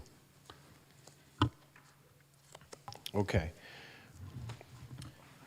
Councilmember Bonilla. Thank you. Thank you for the report, Chief. A couple questions. So for the thing that stood out the most was the $400K for the armored personnel carrier. I just wanted to confirm that's budgeted already within the city's budget. You're just coming here to say, hey, this is in the budget, but I need it officially approved as part of this legislative Yes, that's correct. It's actually, I met with Director Rollman. It is budgeted for in the fleet budget, which is not the police department's budget. And because it falls under AB 481 and because of the dollar amount, we have to come to council for approval, so that's why it's listed here. Got it. And then is our equipment, I guess, reasonable compared to other cities and jurisdictions our size? Yes, it is. In fact, I would even argue that we have less than other agencies have. The city of Fremont is comparable in size. They've got a significant amount of more equipment. San Jose, I think, has 90 pages that is their equipment inventory list. And so the equipment that we have in our inventory is very much standard among law enforcement agencies, not just in California, but across the nation. Thank you. Mm-hmm. And then is there a post-review that's complete when these military weapons are deployed or used?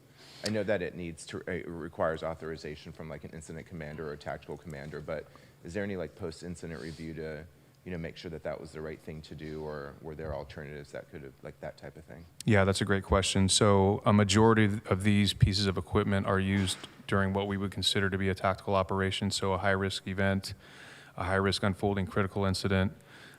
There is, an after-action review that's done in each one of those specific cases. If a piece of equipment like the armored personnel carrier or the command vehicle were taken into the field for use and then brought back, that in and of itself would not necessarily generate a review. But any of the items that fall under our use of force policy, so specialty impact munitions, the firearms that we have listed, all of those things, there's an extensive review that happens anytime those are used in the field. Excellent, thank you. And it was just great to see in the report that there was no policy violations with the deployment or use of this equipment during the reporting period. So kudos to the police department for following the protocols that have been set in place for the use of this. I know there's a lot of contention with our community, especially when you have such a broad definition of military equipment. Like when I was reading the report, I was kind of surprised that some of these things fell under such a broad definition. But I do appreciate your transparency and how diligent we are in making sure that these are the type of solutions we need to use when we're dealing with issues in our community, because it doesn't look like we're using them often, which is great. And it's also great to see, like I said, that we're following our policies in relationship to it. So thanks again for the presentation today and for the transparency related to this item. My pleasure. And if I could just add, you know, we absolutely won't tolerate misuse of these. We value very much not only the trust that's put in us to be able to resolve these incidents and use these pieces of equipment in line with policy and the law, but we know that they are important pieces of safety equipment for our staff and for the community. And if we misuse them, you know, we're going to lose them. So it's very important for us to make sure that we're doing the right thing out there. Excellent. Thanks again. Thanks, Mayor. Before I call on Councilmember Andrews, Chief Matthews, can you hit the button on the microphone next to you? Yeah, just to turn it off. Thank you. Appreciate that. Councilmember Andrews. Thank you, Mayor. Thank you for the report. Again, I second Councilmember Bonilla's comment on transparency. This is one of the best reports I've seen out of HPD, so I want to give you kudos on that. I did have a question about UAS, and I know there was a lot of discussion about this particular piece of equipment, and wanted to know if any of the policies surrounding the UAS that we reviewed with ACLU's recommendations, have any of them been cumbersome or impacted operations of these equipment? No, not at all. In fact, as you remember, we went through a very lengthy process with the council to make sure that the policy and the operational manual reflected not only the HPD's values, but the community values and the council's values. And so those documents remain unchanged. It has proven to be a very effective tool in the field when it's used appropriately, and in every instance of usage, it has been used appropriately. And so we have not hit any roadblocks with the policy or with the operational manual that you all approved. Okay. And then have you received, just confirming that you received no complaints about the operations of these UASs or any other equipment on the list? No, we've received no complaints, and there have been no internally generated administrative investigations related to these. And on the UAS, we do have a standalone page that the community can access with a kind of a running log of usage, so people can see the general area, the time of day, and the purpose for the usage. That's all public-facing information that people can access at any time. And is there an opportunity, I can't recall the menu of Access Hayward, but is there an opportunity for them to pick that as a selection for something if they need to submit a complaint? I don't know if it's... Not specifically UAS, but... So, yes, to file a complaint, that we can certainly use Access Hayward to do that. That's one of the many avenues that people can file a complaint. I don't know if there's a drop down for UAS specifically, but if it's referenced in the narrative portion of the entry, that'll suffice. And then just confirming if they want to submit a complaint anonymously, they can use the 510-293-7000 number, or is there a different number? You can use that number for sure. You can email any manager or supervisor, even myself. The Internal Affairs unit has contact information on the website, so you can call them directly. You can email them directly. You can lodge a complaint with any supervisor or staff member in the field in person. We do take third-party complaints, so if somebody has legal counsel or, for example, a parent or a family member wants to come in and file a complaint on behalf of somebody else, we'll accept those as well. Okay. And just confirming for the public, this list is pretty much the minimum standards. This isn't us going over excess. This is something that we actually need for this particular department. Absolutely. This is what we would consider to be mandatory community and employee safety equipment. Thank you. Councilmember Roach. Thank you. Actually, Councilmember Andrews took most of my, got most of my questions answered, but I just want to add, how is the public to distinguish a police drone versus a private drone, and what are their remedies in that front? So ours are marked, but when they're, depending on how high up they are, it can be difficult to tell. And so what we would always say is that if a community member has a question or a concern or, they want to know, they can certainly call us. We're not going to hide it if it's up in a particular neighborhood.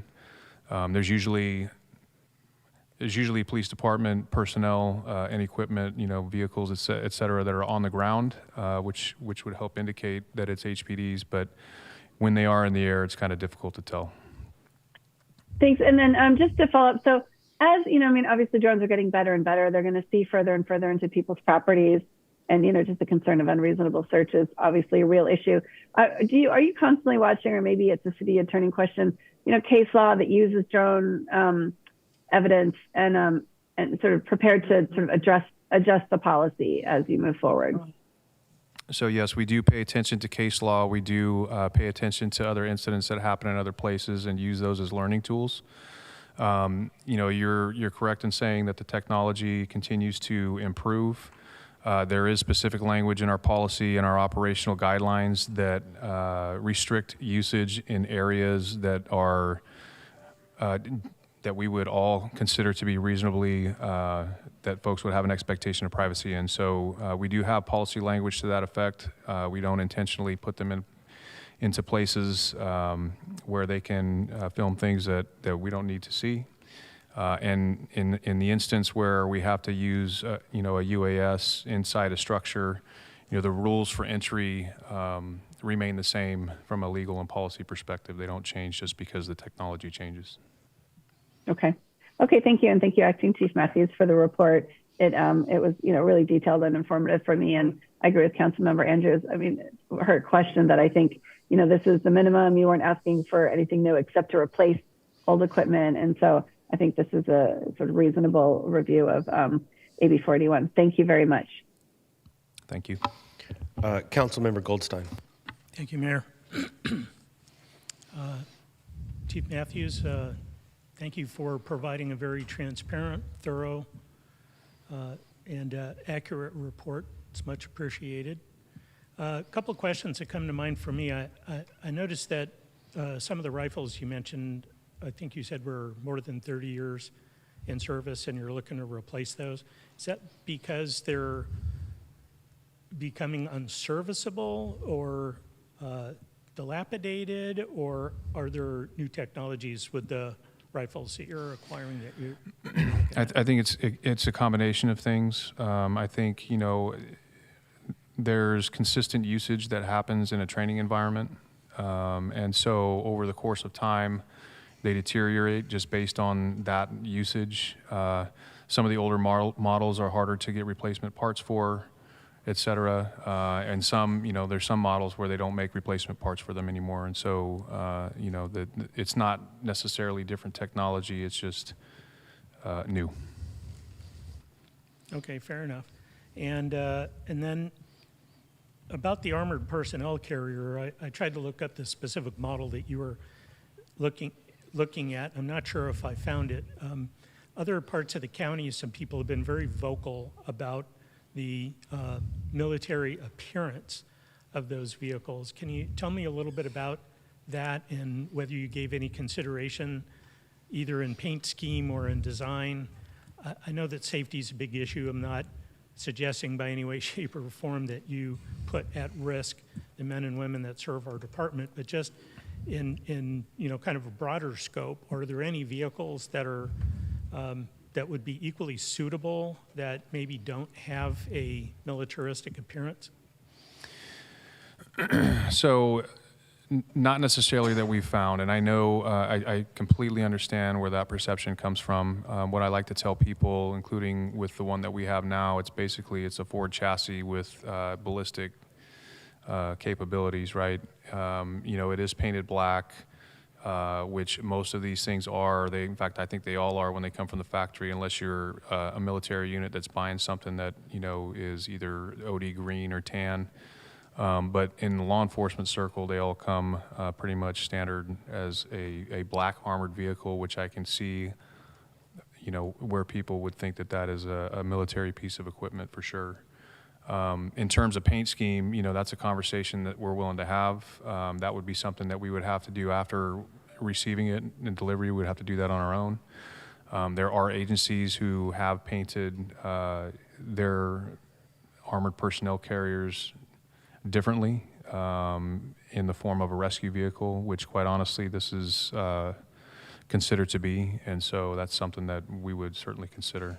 For us, it's less about the appearance and it's more about its capabilities in terms of being able to provide community and officer safety. That sounds very reasonable to me. Thank you. Thank you, Mayor. Councilmember Syro.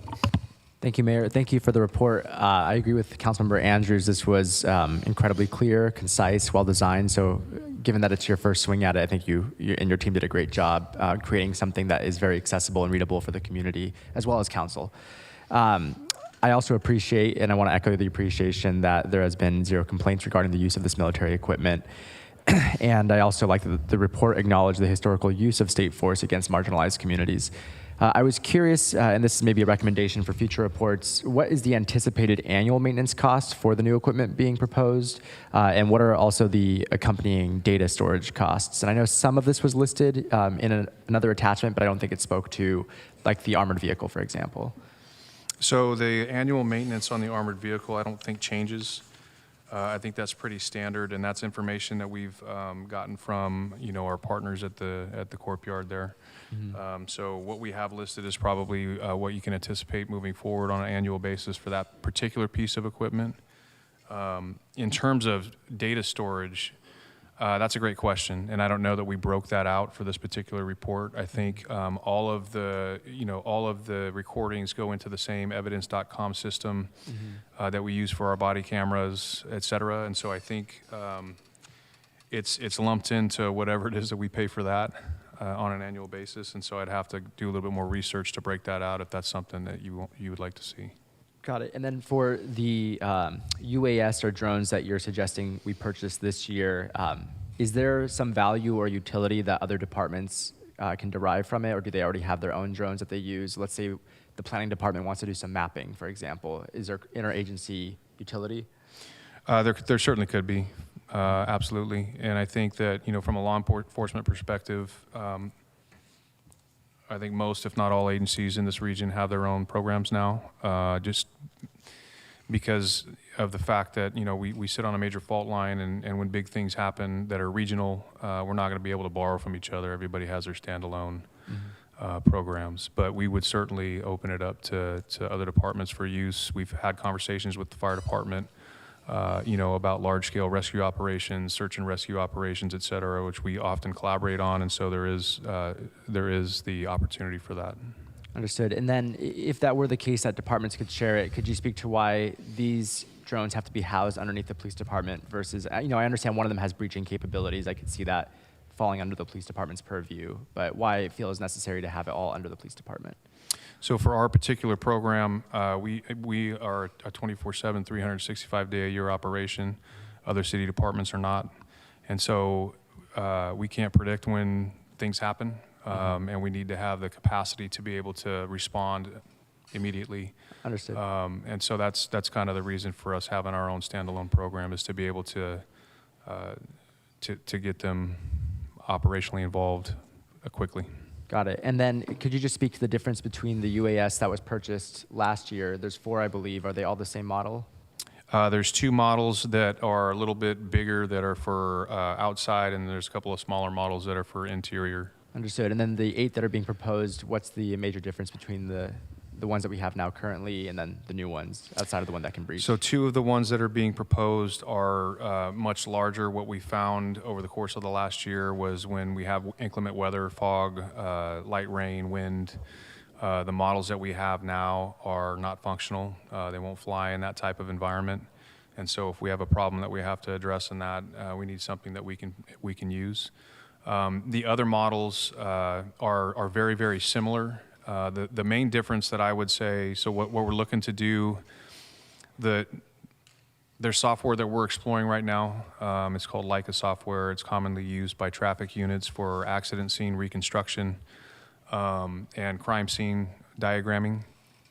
The model that we have is old, and the drones that we have do not support the technology that we're probably going to have to buy to do that. So the recommendation is to expand the program in part for that, and also in part to be able to put multiple drones in the air depending on the size of the problem that we're addressing. So if it's multiple blocks in a neighborhood where we had a violent person flee, we don't have to use one to go from location to location. We can put multiple in the air, and it's more expeditious that way.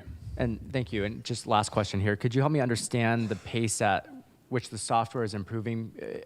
I may be mistaken, but did we acquire the current 4 UAS that we have last year, or did we already have them prior? And has the software really improved that much over the course of a year that we have to buy new ones for that? So for that particular software, yes. The drones that we have in inventory, we actually started the drone program prior to AB 481. Okay. And so, they are probably a couple of years old. I know that software is typically faster than, it gets updated faster than we can purchase stuff. So, okay. Yeah. Great. Thank you. Thanks. Thank you. Chief, I wanted to ask, I'm just kind of overhearing and observing the comments made, and particularly Councilmember Syrup around, the technology and the hardware of the drones. And do leasing programs exist? I mean, where we just, kind of like you lease a car and every so years you return it and get a new upgraded version. Do those kinds of programs exist for these kinds of pieces of equipment? That's a great question, and I don't know that I know the answer to that. Oh. I don't know. The way some of these businesses work, I would say no. Yeah. There's a built-in revenue stream to making you buy it and then updating it every couple of years. So, but that's a great question. I don't know the answer to that. Yeah. Okay. Yeah. Okay. It's something that we can look at for sure. Sure. Appreciate that. Okay. So if there are no other questions, I'd like to close questions from council and open up for public comment. Is there anybody in the audience that would like to make a public comment? Seeing none, I would like to close the audience public comment, open up for online public comment, and I'd like to open up for, first is Teresa R. I think it's Resendez, I believe.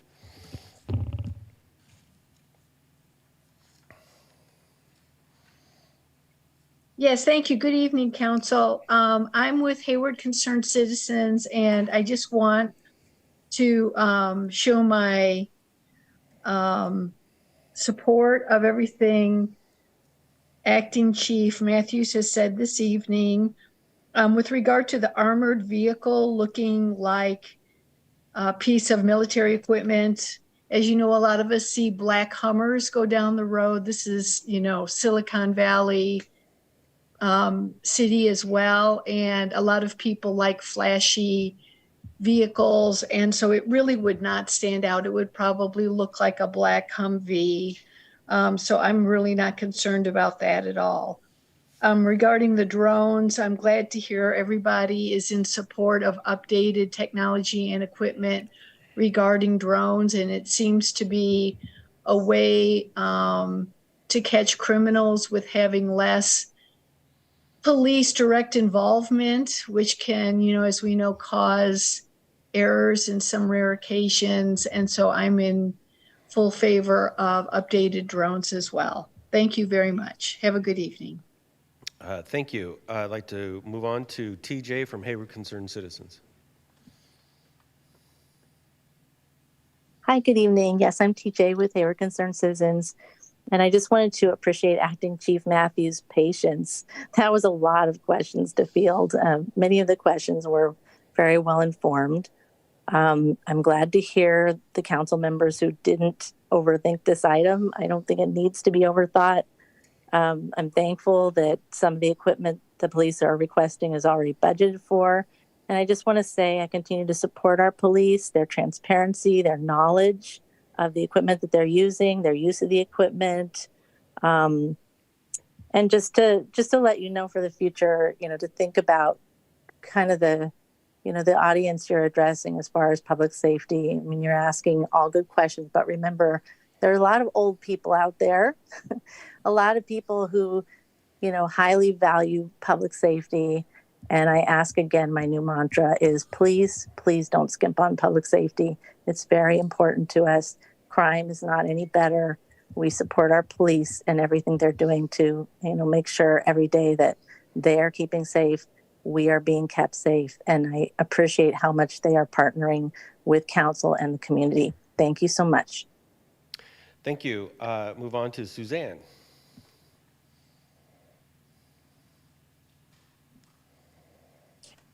Hello, I'm Suzanne with Hayward Concerned Citizens. Good evening, Council and Mayor. I just wanted to say that I'm in support of HPD, and I really appreciate that they're taking advantage of the federal 1033 program, and it shows that they're being wise with their money. And I do feel your acceptance and support of what they're doing. And also, I just wanted to say that I think Acting Chief Matthews is doing a great job, and I hope he feels the appreciation of both the council and the community. Thank you so much. Thank you. Next caller is Ms. Ro Aguilar.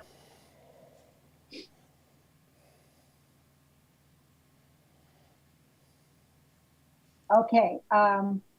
Good evening. I wanted to again speak on a positive note on relating to the fireworks and this year. Now, there are fireworks this year, but they're noticeably less than last year. And I don't know if the police department has any hand in that, enforcing the regulations that the council passed on private property.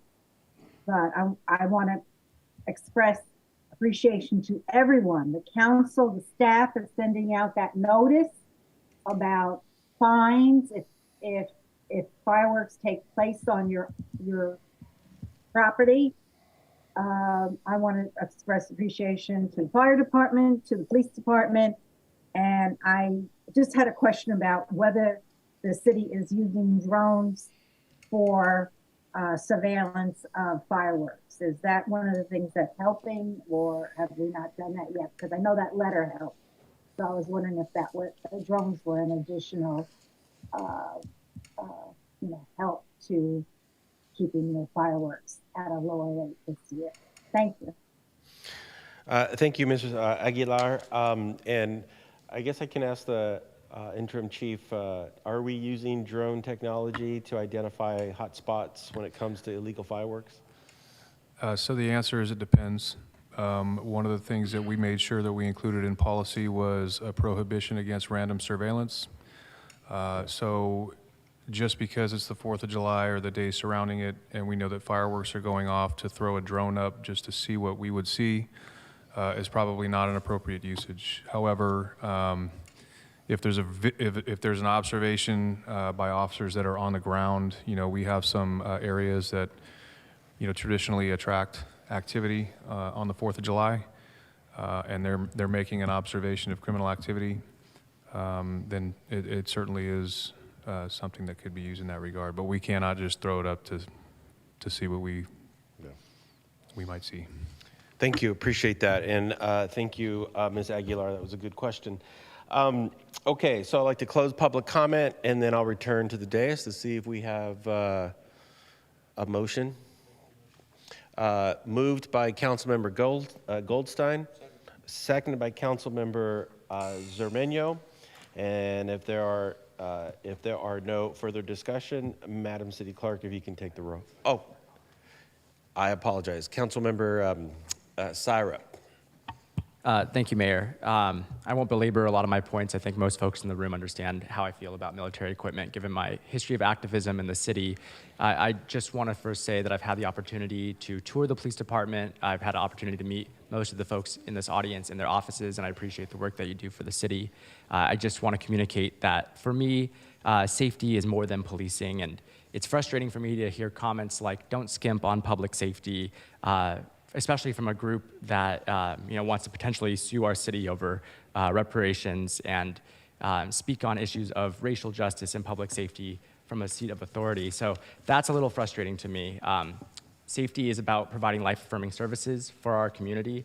And oftentimes we find that the safest communities aren't the ones that have the most police in them. They're the ones that have the most resources. So I understand what the purpose of the equipment is that's being requested tonight. I think that you have the votes for it. I'm not here to belabor or shame anybody in that regard.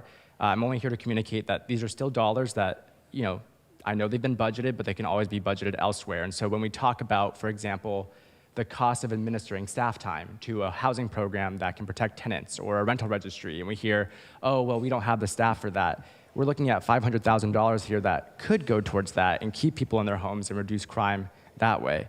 So that's where my values lie. That's why I won't be supporting the item tonight, but I understand the intention behind it, and I just wanted to express those views. Thank you. Thank you, Councilmember Syrup. If there are no other questions or comments, Madam City Clerk, you can take the roll. Yes, Mr. Mayor. Councilmember Andrews?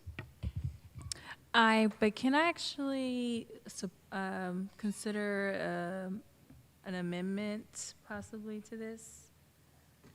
I don't know if we're supposed to accept military equipment, but I'm wondering if we can do something where we look at life-affirming things in connection to passing a resolution like this.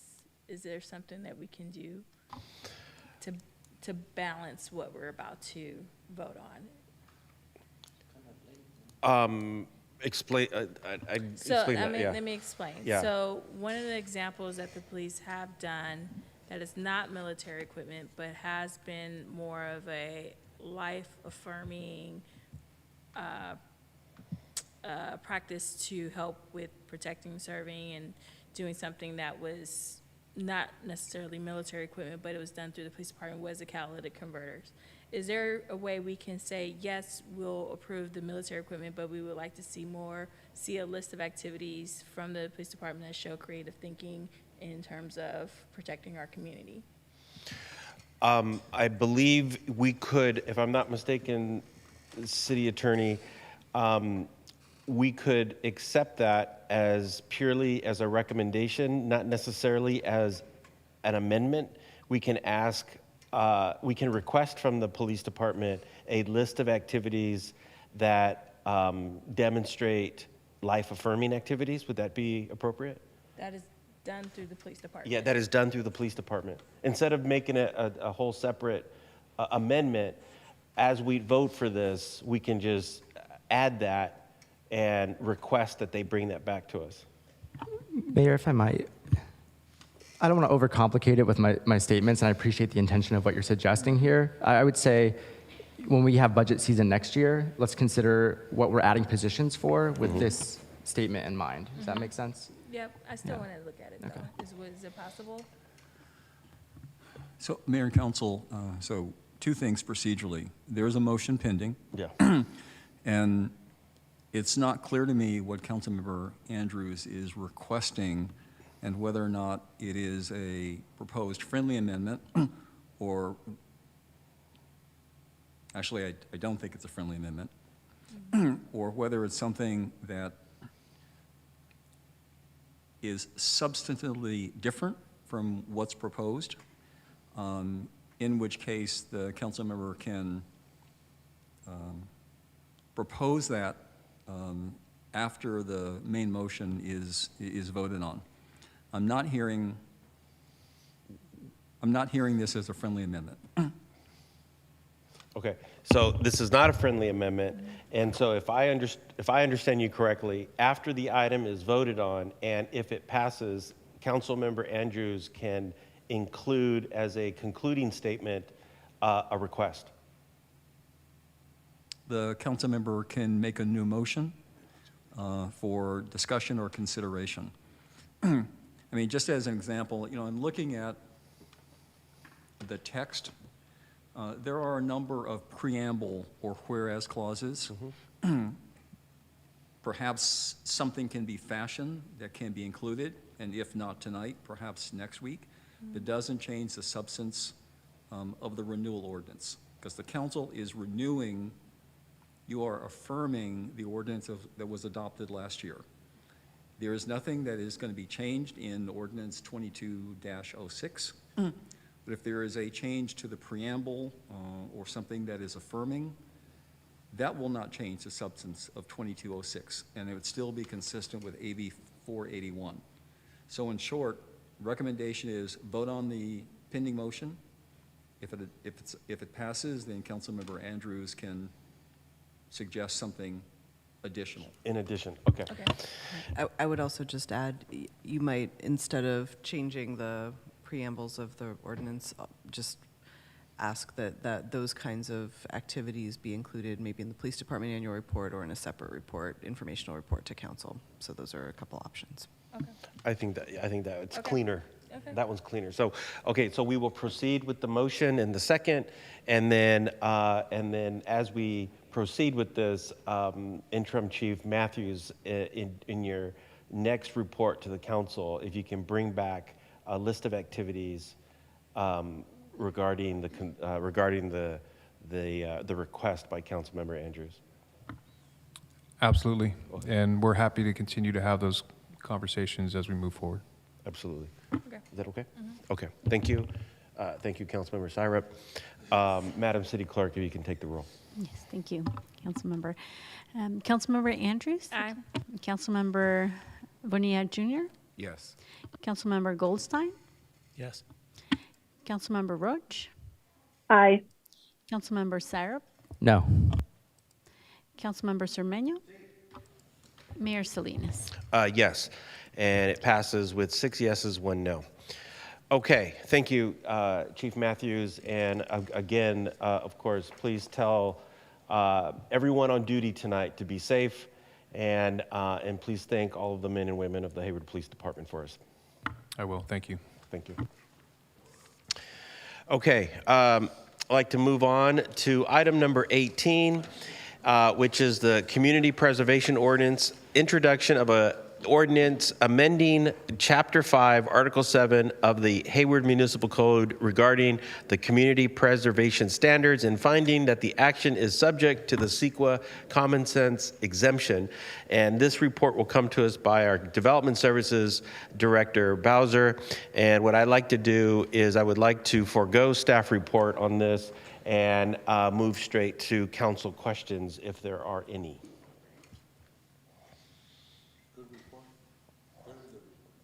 And seeing no questions, I'd like to close. Oh, yes, council member. Mayor Pro Tem, you got to keep your eyes open with Council Member Roach. Council Member Roach, I apologize. Go ahead. That's okay. I just wanted to ask in the changes to ordinance, there was one issue that I've seen where, things happen on private property. There's one example of a burned RV. That somebody parked on private property, burnt it, left it there. So I'm wondering, does this help a private property owner clean up such a thing? Because for now it's not on public property, so it doesn't seem like it's a public responsibility. But does so that they don't get hit with blight violations themselves when it's no fault of theirs, but because maybe a homeless encampment happened there and they left everything there, or an RV that got parked there and it was burned. What will this do to help that situation?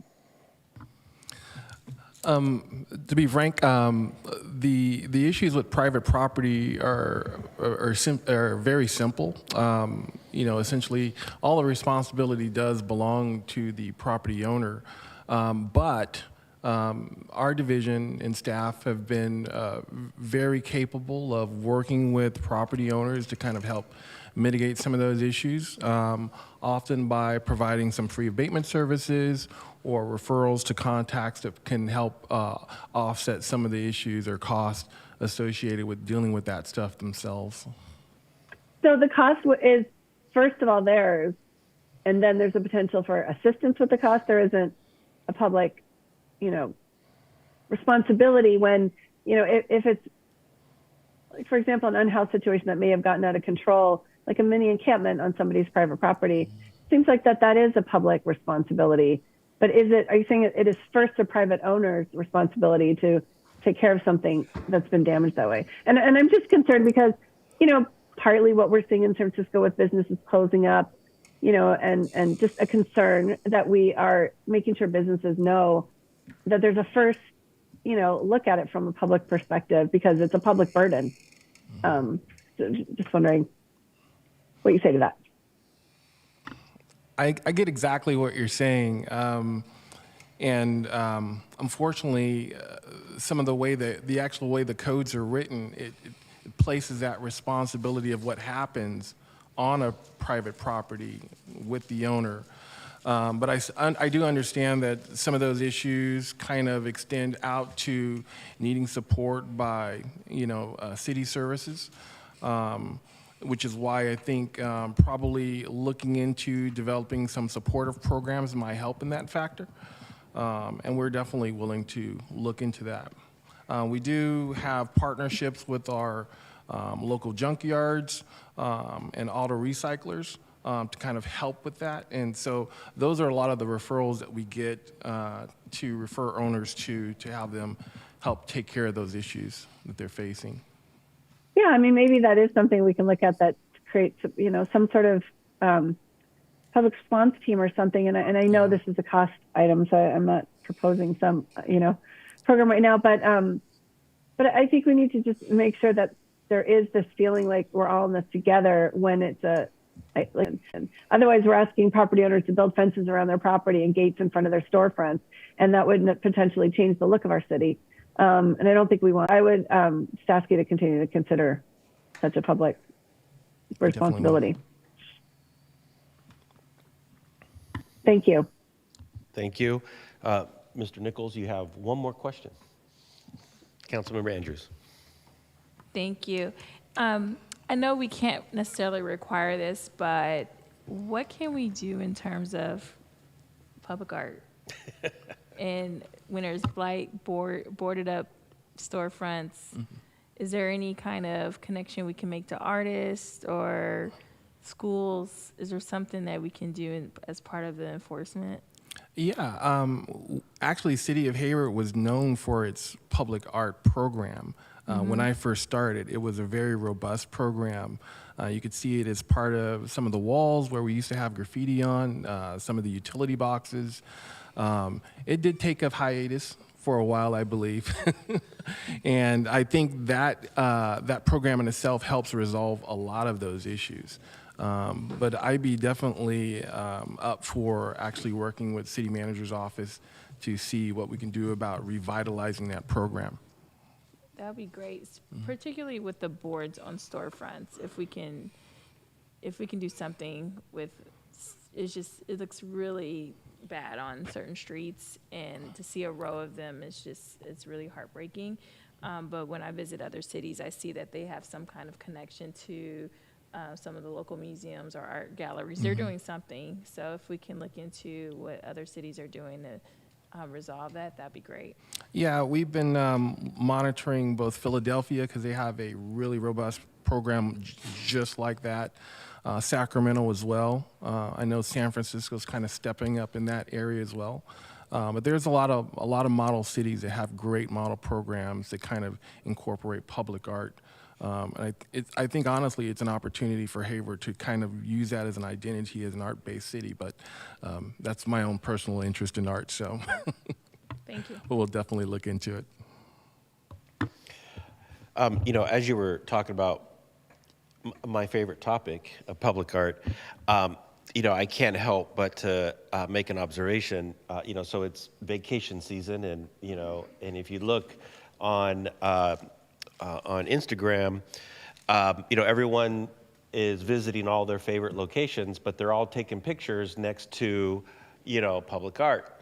Now, the other day I was thinking about this. Yes, we are a city of public art, but I don't see I don't see too often people standing on, on Jackson and the underpass on Jackson and the train tracks taking a picture next to the, mural or anything. When I think of, or between or behind the Hayward BART station, taking a picture, taking a selfie with the public art back there. All of those are beautiful pieces. I'm just saying that, we don't see that too often.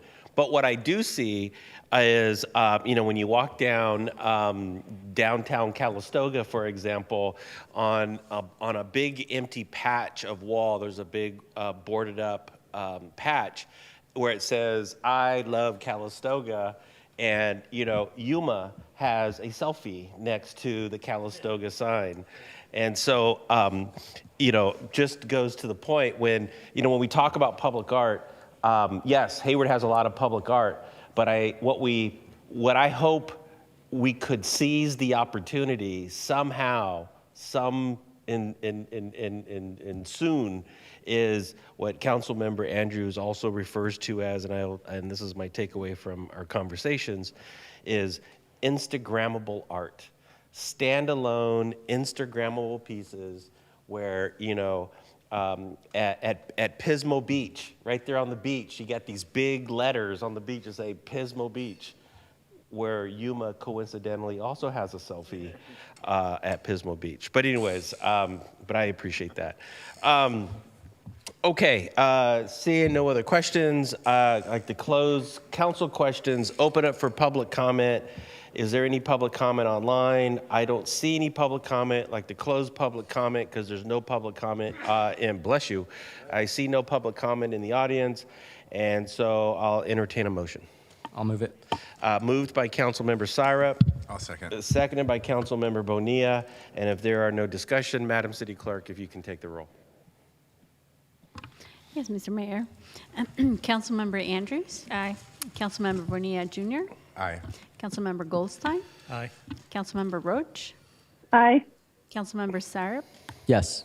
Councilmember Cermeño? Yes. Mayor Salinas? Yes, and I apologize, Councilmember Roach, for missing you on that item. Next, I'd like to move on to item number 19, which is refunding certificates of participation, adopt resolutions authorizing issuance of certificates of participation in a amount not to exceed $55 million to refinance prior lease payment obligations.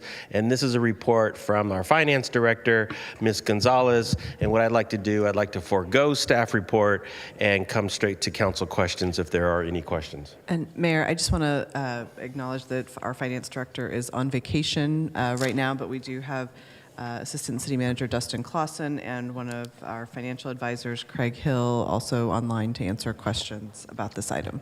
Thank you. And I don't see any questions from council right now, so I'd like to close questions from council, open up for public comment. I don't see any public comment online, and I don't see any public comment in the room. So I'd like to close public comment, and I'll move for a motion from council. I'll move. Moved by Councilmember Goldstein.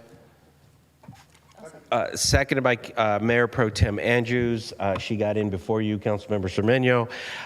And if there's no further discussion, I'd like to open up for Madam City Manager. Can you please take roll? Thank you, Mr. Mayor. Councilmember Andrews? Aye. Councilmember Bonilla Jr.? Aye. Councilmember Goldstein? Aye. Councilmember Roach? Aye. Councilmember Syrup? Yes. Councilmember Cermeño? Mayor Salinas? Yes, thank you. It unanimously passes. Next item is item number 20. And before they leave the room, this is the council-appointed officers' employment agreements. Adopt a resolutions approving amendments to the employment agreements between the City of Hayward and the City Attorney, the City Clerk, and a resolution approving a new employment agreement between the City of Hayward and the City Manager and authorizing the Mayor to execute the agreements. And this will be delivered by, this report will be delivered by Human Resources Director Fry. And I just wanted to tell the audience that all three of the appointed officers have left the room, not because they are protesting us. It is because we will be voting on their employment contracts. And so I believe we have the Director of HR, Brittany Fry, but we are in good hands, though, ladies and gentlemen, because we have our Sergeant at Arms in the back of the room, and he will be overseeing us. Ms. Fry, go right ahead. Thank you. I'm sharing my slides now. Can everyone see them? Yes. Okay, great. So today we are asking Council to adopt resolutions approving amendments to the employment agreements between the City of Hayward and the City Attorney and City Clerk, and a resolution approving new employment agreement between the City of Hayward and the City Manager, and to authorize the Mayor to execute the agreements. So as background, in May 2023, a total compensation market survey was conducted for the 3 council-appointed officer classifications. The survey indicated that all 3 classifications were significantly behind the market median for total compensation. The City Attorney is approximately 15% below median. City Clerk is approximately 10% below median, and the City Manager is approximately 16% below median. The City Attorney's employment agreement will be amended to include a 21.9% salary increase with a fiscal impact of approximately $71,714. If approved, the salary increase will place the City Attorney at 4.13% above the market median, behind the cities of Fremont, Palo Alto, Santa Clara, and Daly City. The City Clerk's employment agreement will be amended to include a 13.89% salary increase for a total fiscal impact of approximately $29,434. If approved, this amendment will place the City Clerk at 4.4% above the market median, behind the cities of Berkeley, Alameda, and San Mateo. And the term of the new employment agreement between the City of Hayward and the City Manager will be July 1st, 2024 through June 30th, 2028. This agreement includes a 19.9% salary increase and a total personal equipment stipend of $1,500 per month, and has a total fiscal impact of approximately $81,729.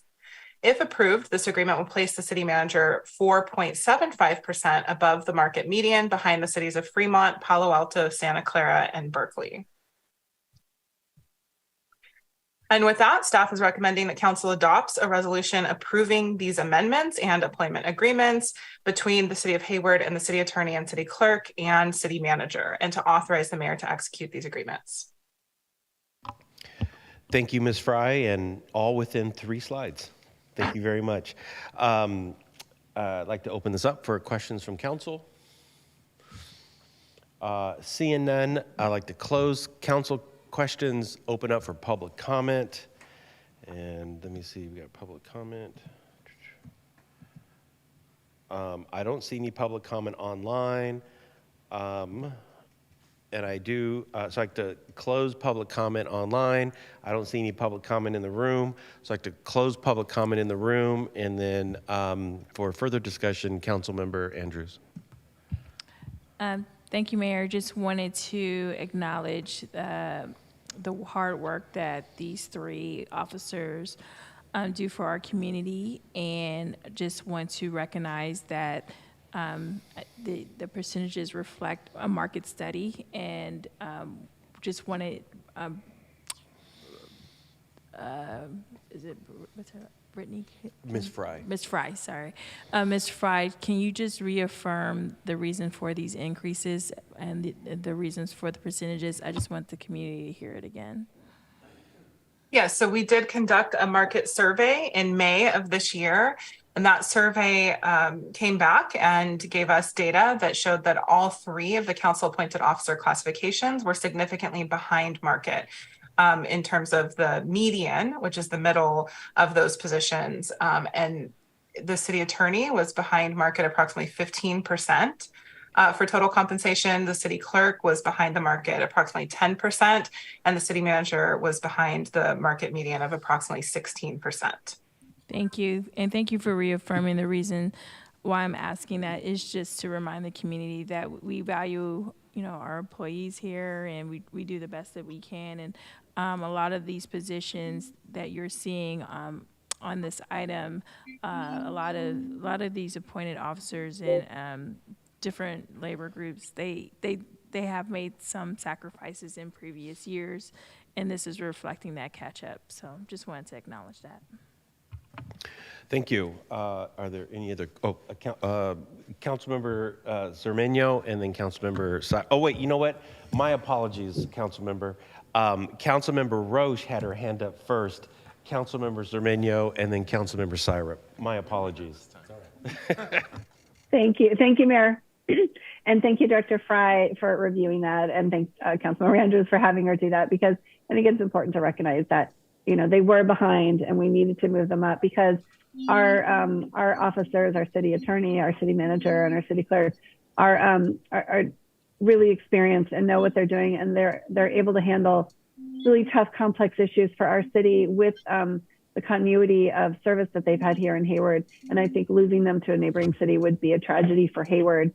I think we're definitely all the better for it, for their just amazing competency. So I'm really pleased to see us help bump them up to even the middle of the road in our neighboring cities. They're not even, they're not even the top paid at this point, but we're getting them closer. And I think that's absolutely an appropriate way forward. So thank you. And thank you to all of them. Thank you, Mayor. You're welcome. Councilmember Zermeño. Thank you. Let's see. I agree with our mayor when he says that we have the best city council in the United States. And I also add that I believe that our 3 appointed officers are the best in the United States. I think they're tremendous.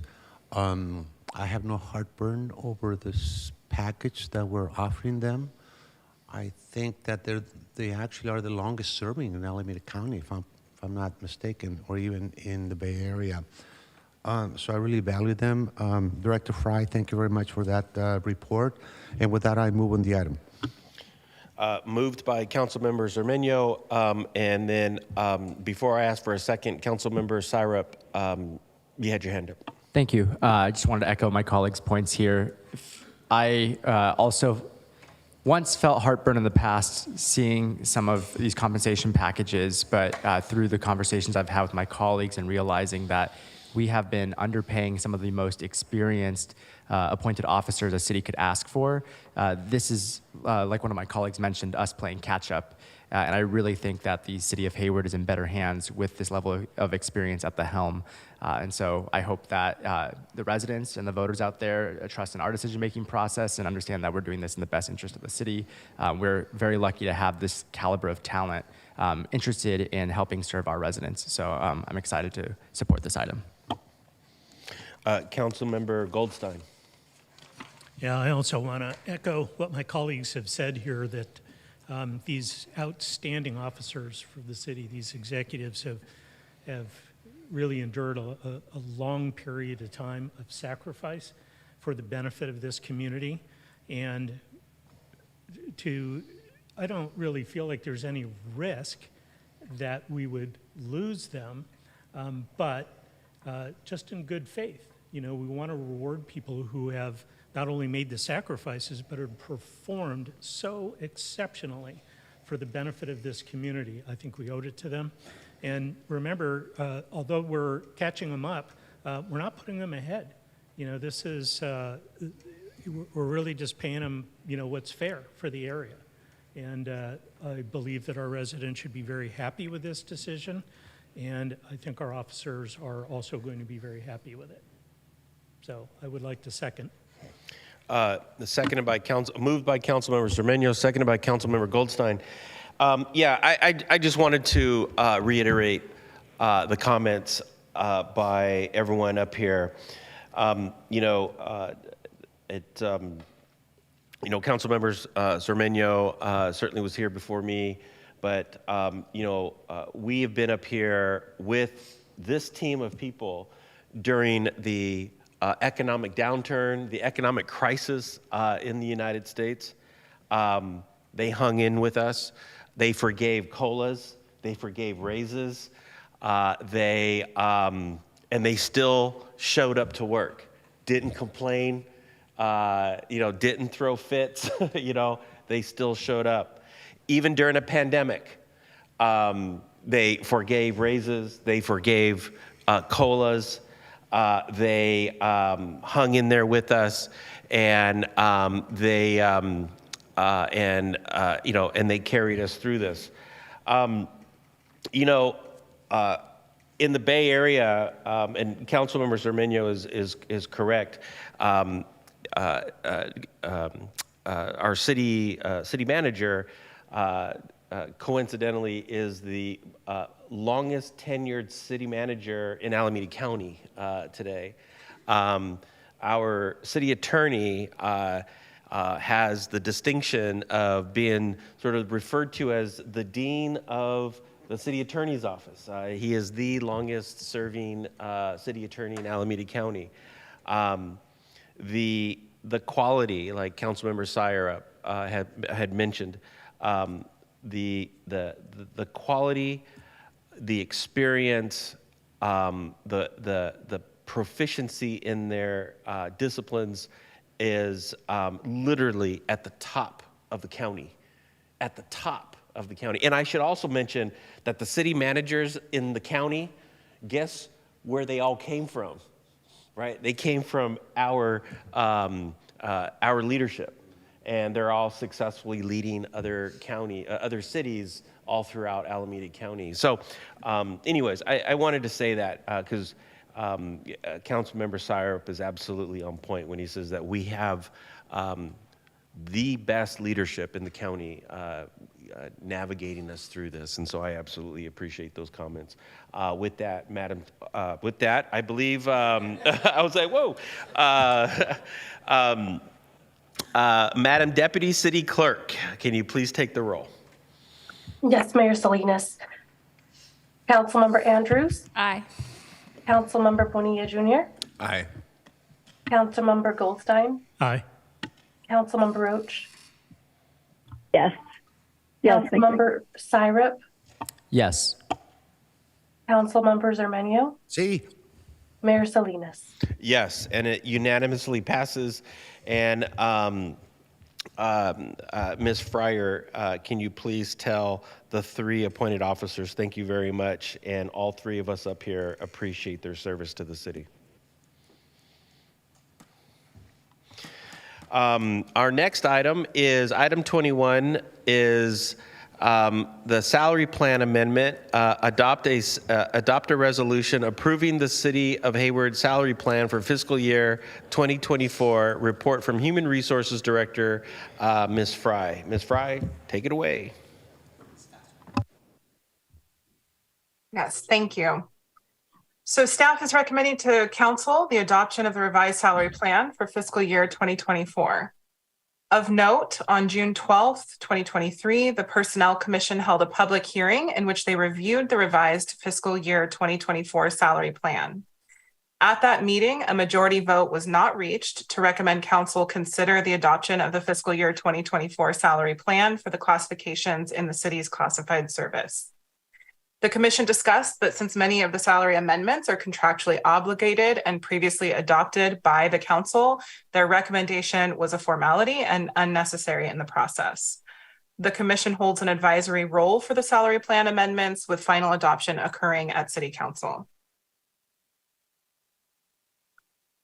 So pursuant to the negotiated terms of the HAME MOU, there were 43 classifications that met the criteria to receive equity adjustments between 3 and 10%. There is no additional fiscal impact of these adjustments since they are included in the fiscal year 2024 approved operational budget.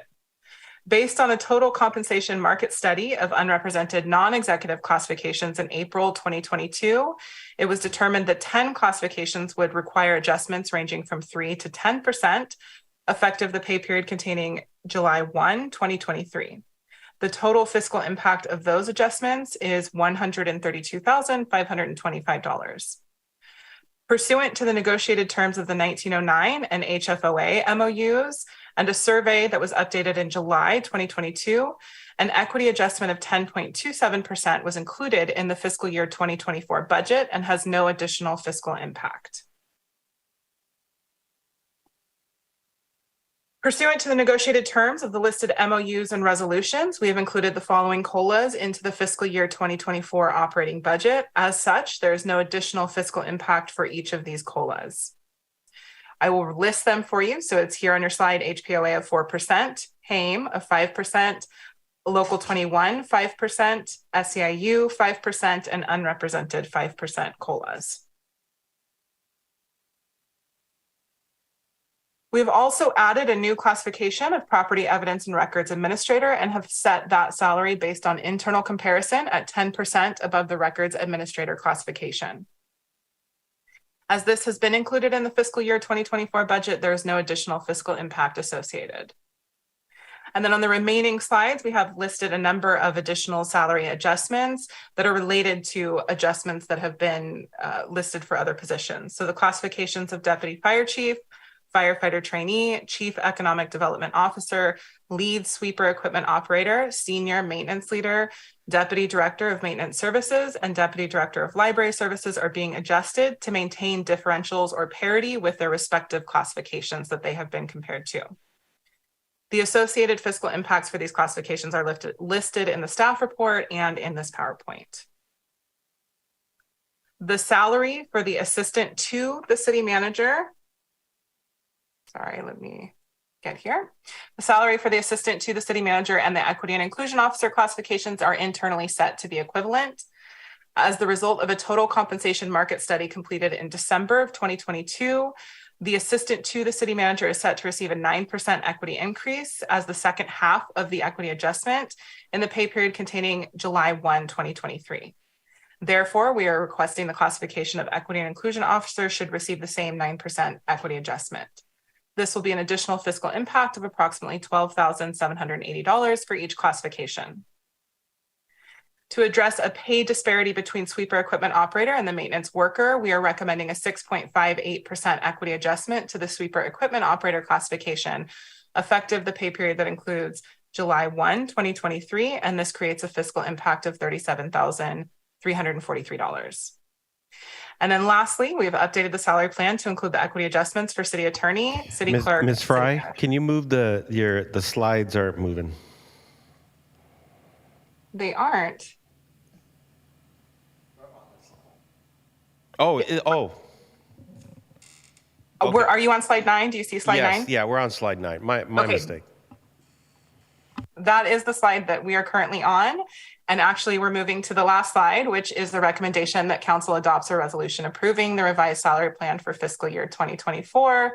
And I'm happy to take any questions. And thank you, Mayor and Council. Yeah, my apologies. I lost track of the slides watching them. Okay. Councilmember Roach. Thank you. Thank you, Director Fry. I was wondering, what did you say about the commission was split on approving this plan? I'm just wondering what that was about.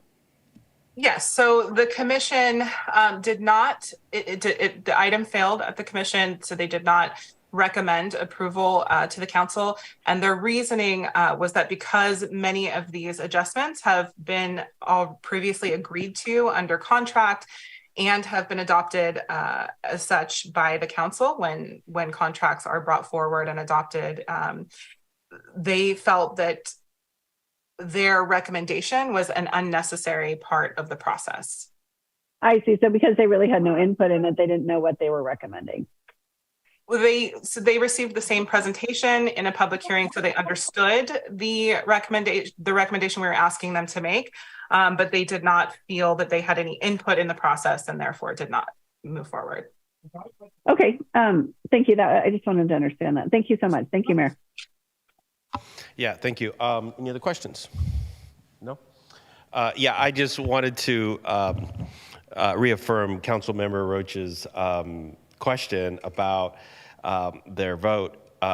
When I was on the planning or on the personnel commission, there were a couple of items that were brought to them, and they felt that they were simply there to listen to the item, and there was no discussion, and they didn't have a role in sort of shaping the recommendations, and so they didn't support it. So, anyways, okay. I'd like to close public comment and or close council questions. Move to public comment. There's no comment online. Let me see. There is no public comment in here, so I'd like to close public comment and open up for council discussion and or vote. And Councilmember Syrup has his hand up.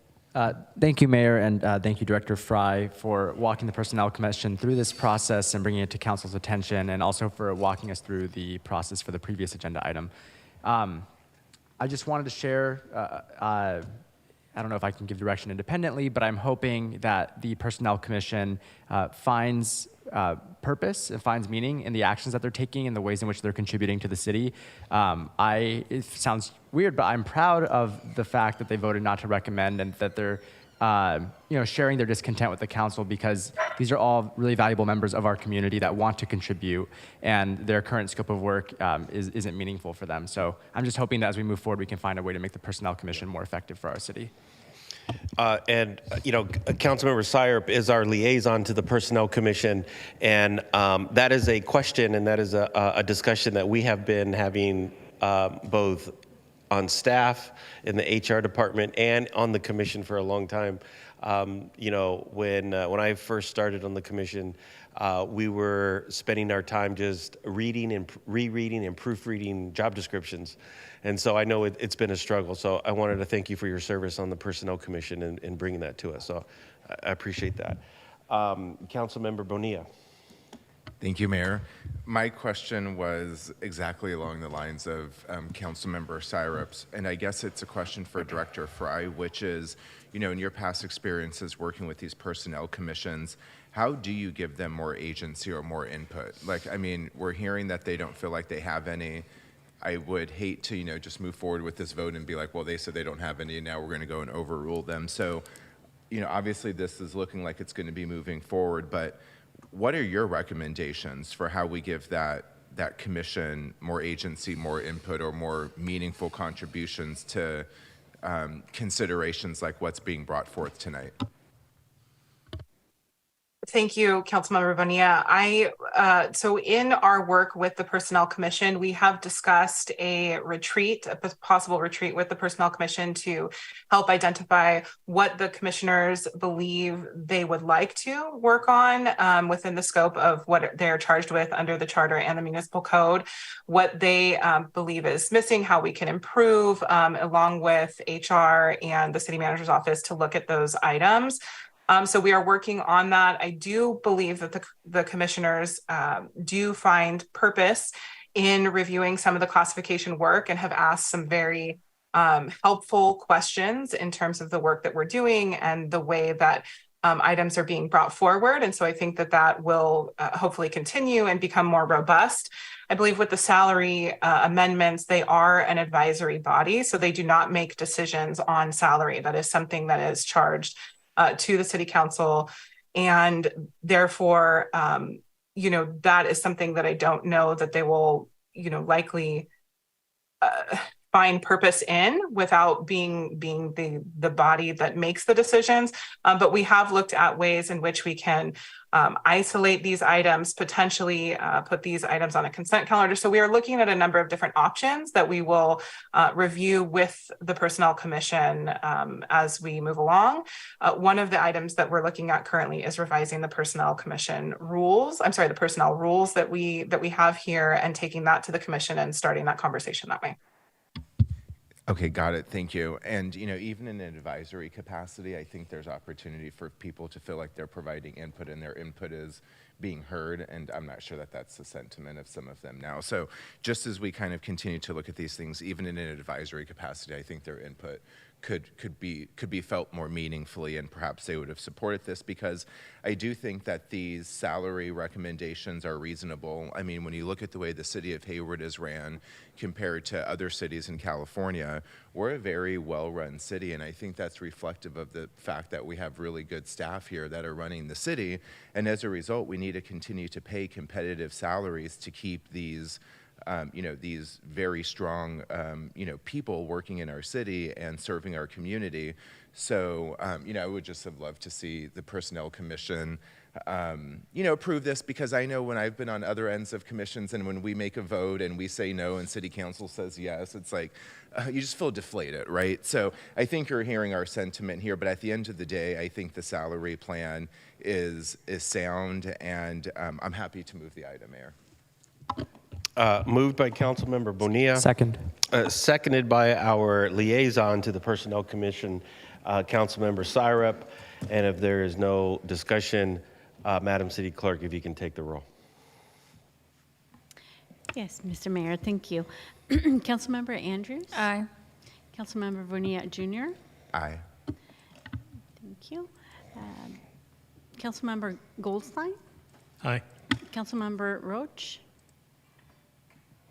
Aye. Thank you. Councilmember Syrup? Yes. Councilmember Cermeño?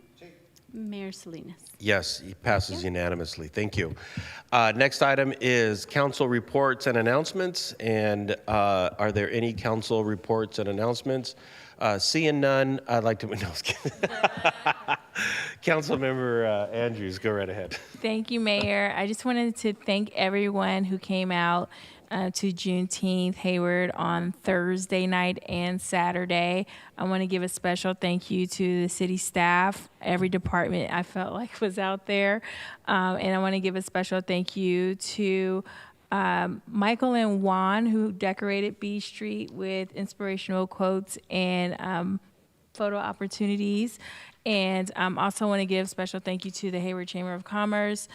They work day and night in order to make that event happen.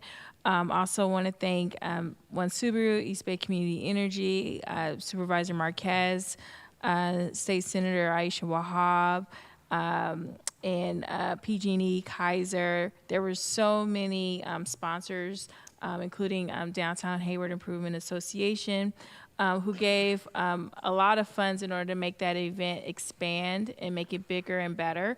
I also want to thank Diane Castleberry from AC Transit, and then also want to thank the committee. There's so many I would love to thank on the committee, including Stack Records and Dorothy Dominique from Treasures Unleashed. Those are two businesses on B Streets that are helping with keeping B Street thriving. So I wanted to thank all those who participated, and also wanted to thank the sorority that was here today, Hayward Tri-City Delta, who provided voter registration for the community, as well as just education about, just information about the history of Juneteenth and the history of sororities and fraternities in the Black community. So I want to thank every council member. I think everyone was there, so thank you for also coming out in solidarity.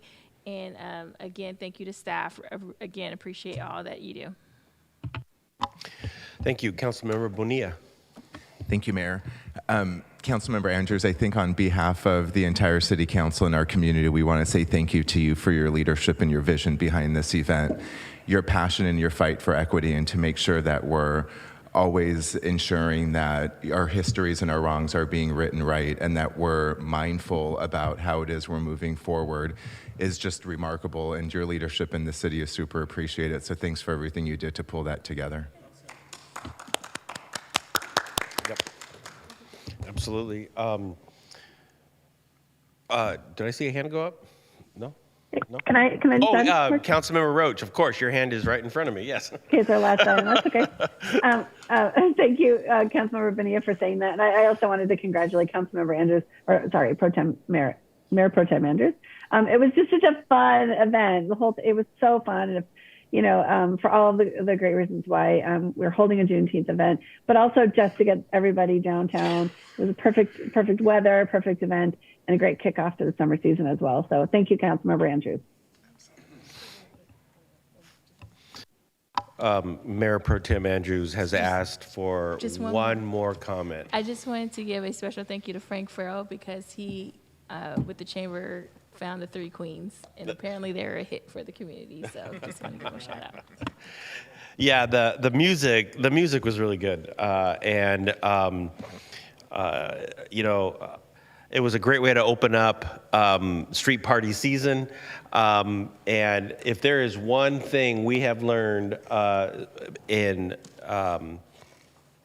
was it April, May, and June, is that our street parties are successful. They bring people out, and and it's a lot of fun.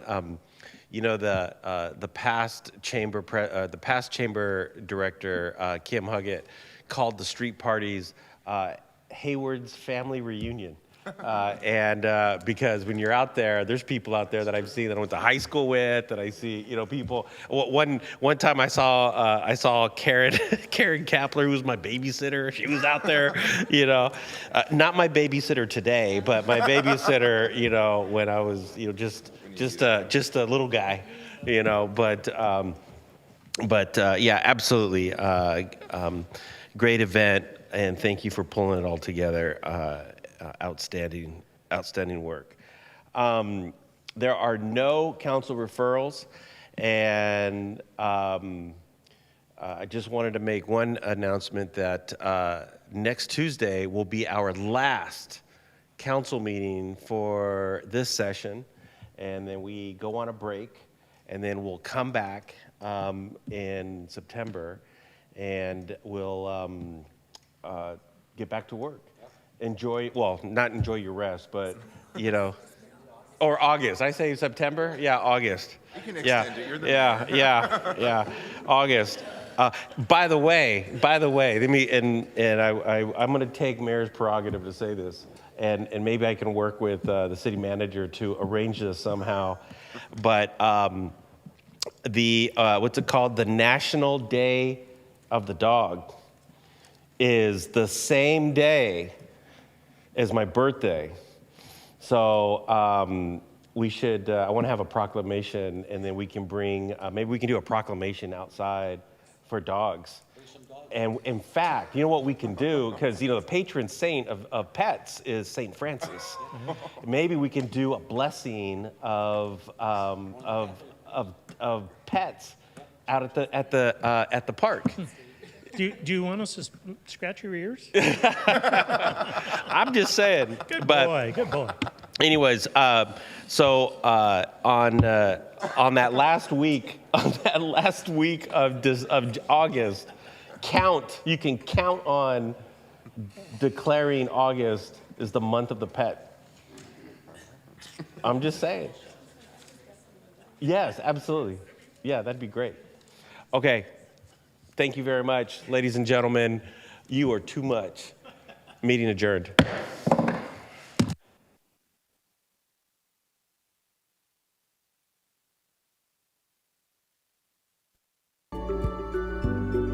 Re-